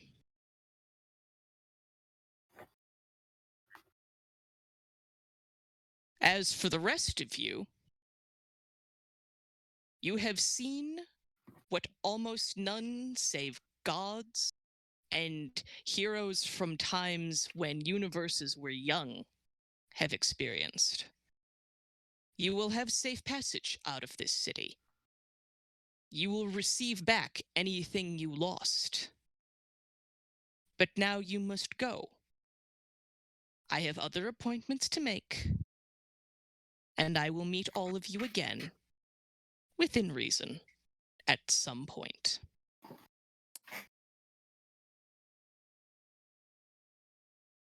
Well. And then the chair is empty. And everything goes, it's not just set dressing at this point. It almost looks like everything's made out of cardboard. Yup. It becomes Like you can just increasingly push through. unbearable. Yup. Okay. And the maze of the city opens up into a straight line, and you can just walk right on out. Yup. Havelock is just Node. looking at. I was gonna say, you go ahead. I'll hit the last thing later. Yeah, Havelock is just looking at Mithraia now. Like, just, whoa, this is weird. This is all very weird. Though, Mithra's like flexing her hands. It's you like, know, Havelock yeah, it is looking is. at Mithraia and it's just like, oh, you're very pretty. Dreadful walks up to Mithraia and just very slowly prods her on the face. What the fuck, Dreadful? Mithraia just lets this happen because she figures she knows what's going through. She's just like, can you feel that? Prod, prod. Yes, stop touching my face. Also, for context, I posted what I picture Mithraia looking like Hell in yeah. RP chat for anybody who wants to That's- see. Oh. It's going in the chat. Oh. Yep. Oh, This is why Mithraia I'm here. pretty. Yeah. Yeah, no. Pretty, kind of dumb. We A love her though. little bit. I'm Her getting dark some. fate. I'm getting somewhat This is Nibirius entirely your vibes fault. from her. It's entirely your fault, AK. I know, but hey. Dreadful is intimidated. This is incredible. Well, not every day you get to meet death. Though I now have concerns that I won't be meeting them again. This is right as you're passing out through the gates, and the doorman chuckles and goes, "No, you won't." Before shutting them behind you. Whackbad is just now suddenly realizing just how disheveled he was from his meeting with death and is like very, very off put. Like, oh, I was so out of place. And it's so rude. We really didn't do much with Whackbat. I apologize. I mean, he is that gentleman to a fault. Like, he's not going to be like. I just realized we should have done something with Whackbat. I wouldn't worry about it. He We did was more. I mean, to be almost fair, certainly that gobsmacked throughout the entirety think of that thing, and just sort of that like, story was a lot. Yeah. Yeah. That was You brought I your think- A game, AK. fucking Your hell. AK You're game. a good writer. AK game. I'm just here like, oh. Is it a good thing that Whackbat didn't have a weird deal with death? I think it might have been. Kind of was, In yeah. fact. I It's just mean, like, frankly, oh, how many times Whackbat's can I whole die? experience, like obviously he doesn't talk about it a lot, but Whackbat's whole experience with being in a trench war for a couple of years, like really kind of is why he is otherwise an extremely straightforward character. He doesn't have a lot of like magical stuff or a lot of like Mhm. heals or whatnot because like he just wants things to be simple because he has seen what the world looks like when it gets too complicated. And he is a very Dreadful. smart Valid. gentleman, but he's very like I reject that. Yep. I'm not against it, but I just not for me. I've seen That what is- happens. Extremely fair. Speaking of simple, we need to talk about that armor for Whackbat. Oh yes. I'm very Yes, excited we'll about talk that. about that. Yes. Also for the record, everyone gets out the gate. Mm-hmm. The walls, everything, the whole world of the dead disappears. There's just the faint glowing light of the rift back into the world. Yes. And when y'all pop through it, Mm-hmm. the curator is just Oh, I was there. about to say, the curator is there waiting for you. Yes, he's sitting in one of Yersinea's armchairs. He very much Welcome. takes. Hmm? Yes. Yo, go for it. Welcome. Hey. Come on. Welcome back. I trust your visit was fruitful. Looks directly at Mithraia. For right now, it is.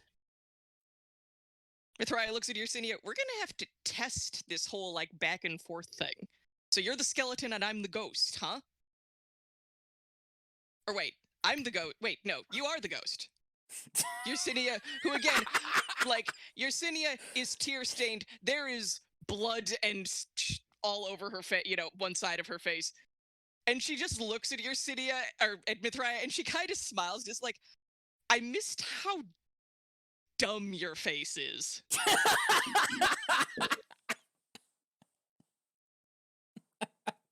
And the curator kind of laughs. The and curator smiles. This does is just good. chuckle. The curator chuckles. He's like, I'll be sure to put on expect- something delicious for dinner tonight. And I expect to report on my desk next week. Oh, of course.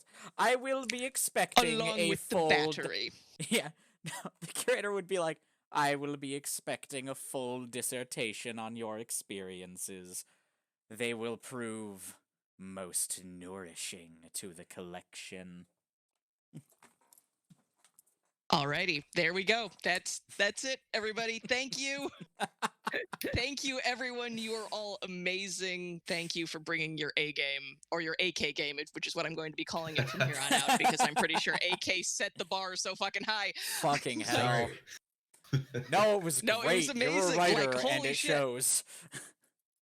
I'm just sitting here like, Havelock's traumatized because they murdered a man that they otherwise respected. And AK is just here like, we're in the trenches now. I'm like, Yep. oh, fuck. I And I really thought I want to was know doing what well. ate Reggie and company. These Oh, are- I have some hooks in there for that. Oh, good. Oh, Excellent. boy. I'm so fucking Yes. curious.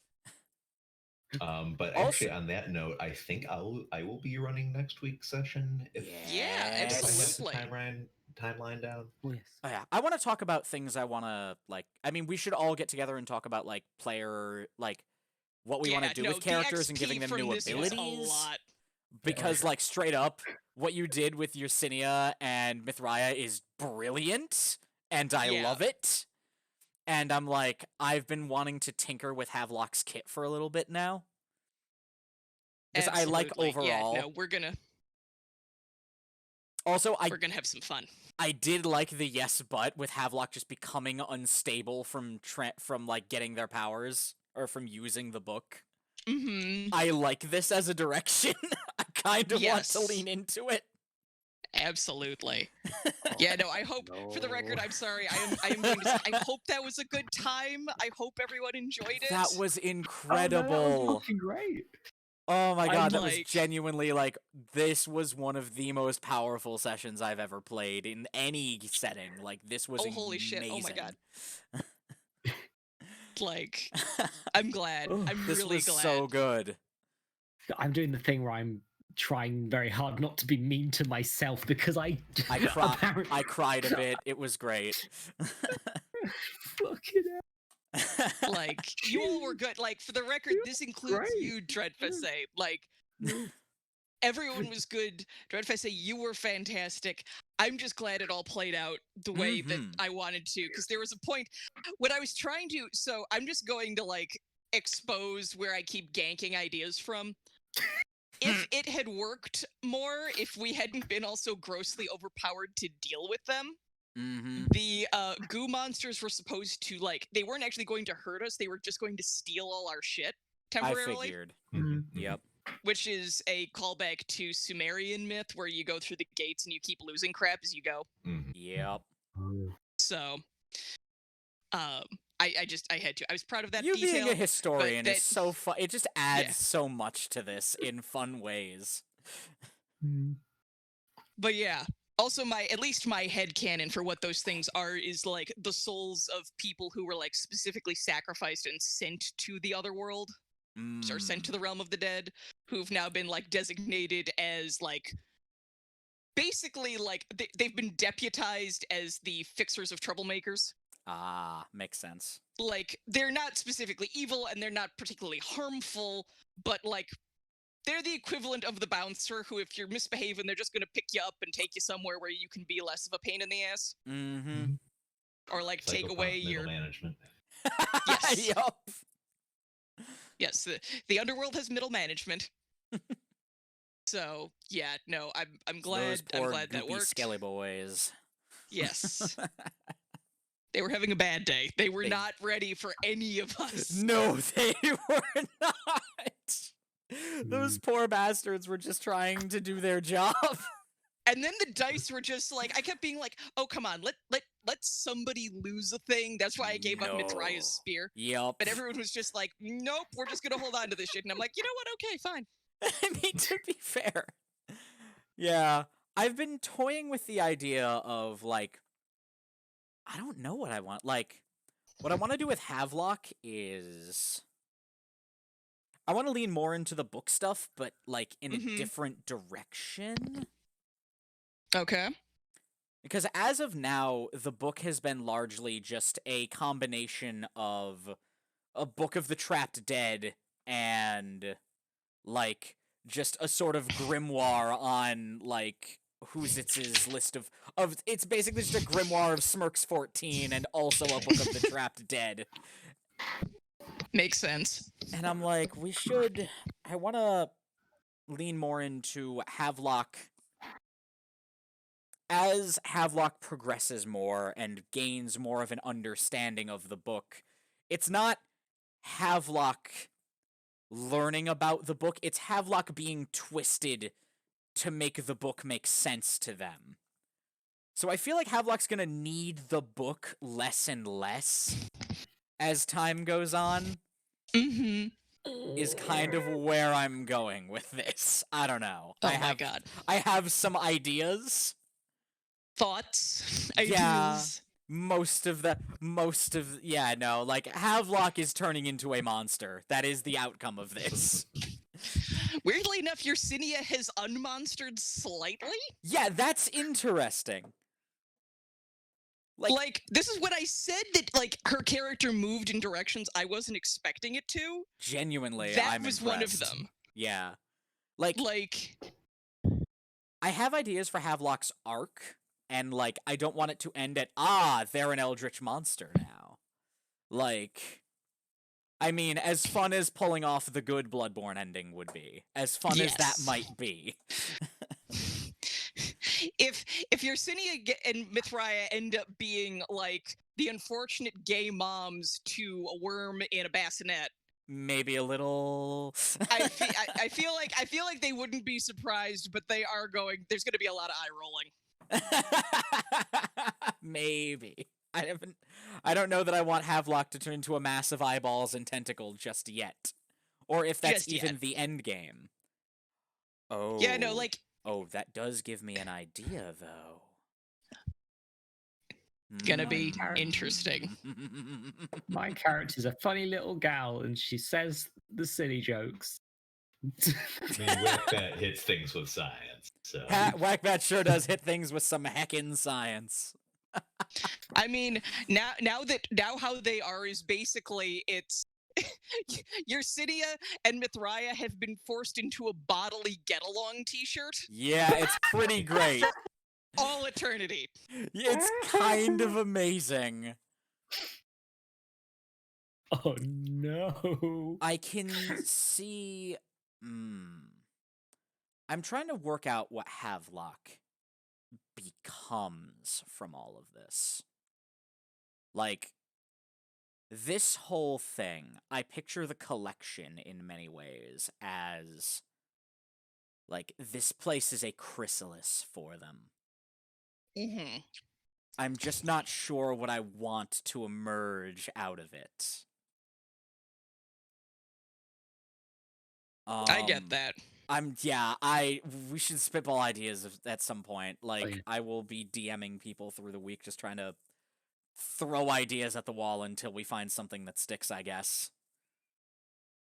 Yeah, I've got, like, ideas of things I want to do with Dreadful Say, but, like... Yeah, I know we barely touch our character sheets anymore, so, like... Oh, we lost Yin. What? Never mind. Hey, sorry, guys. Fucking Twitch had a meltdown. As it does. But yeah, Alright. I've got the vague plans of what Dreadful is going to be doing, but, like... Fuck knows. She's just sort of a weird girl. It occurs to me that I don't have to continue playing Havelock forever either. I can bring that character to a satisfying arc and then make a new one.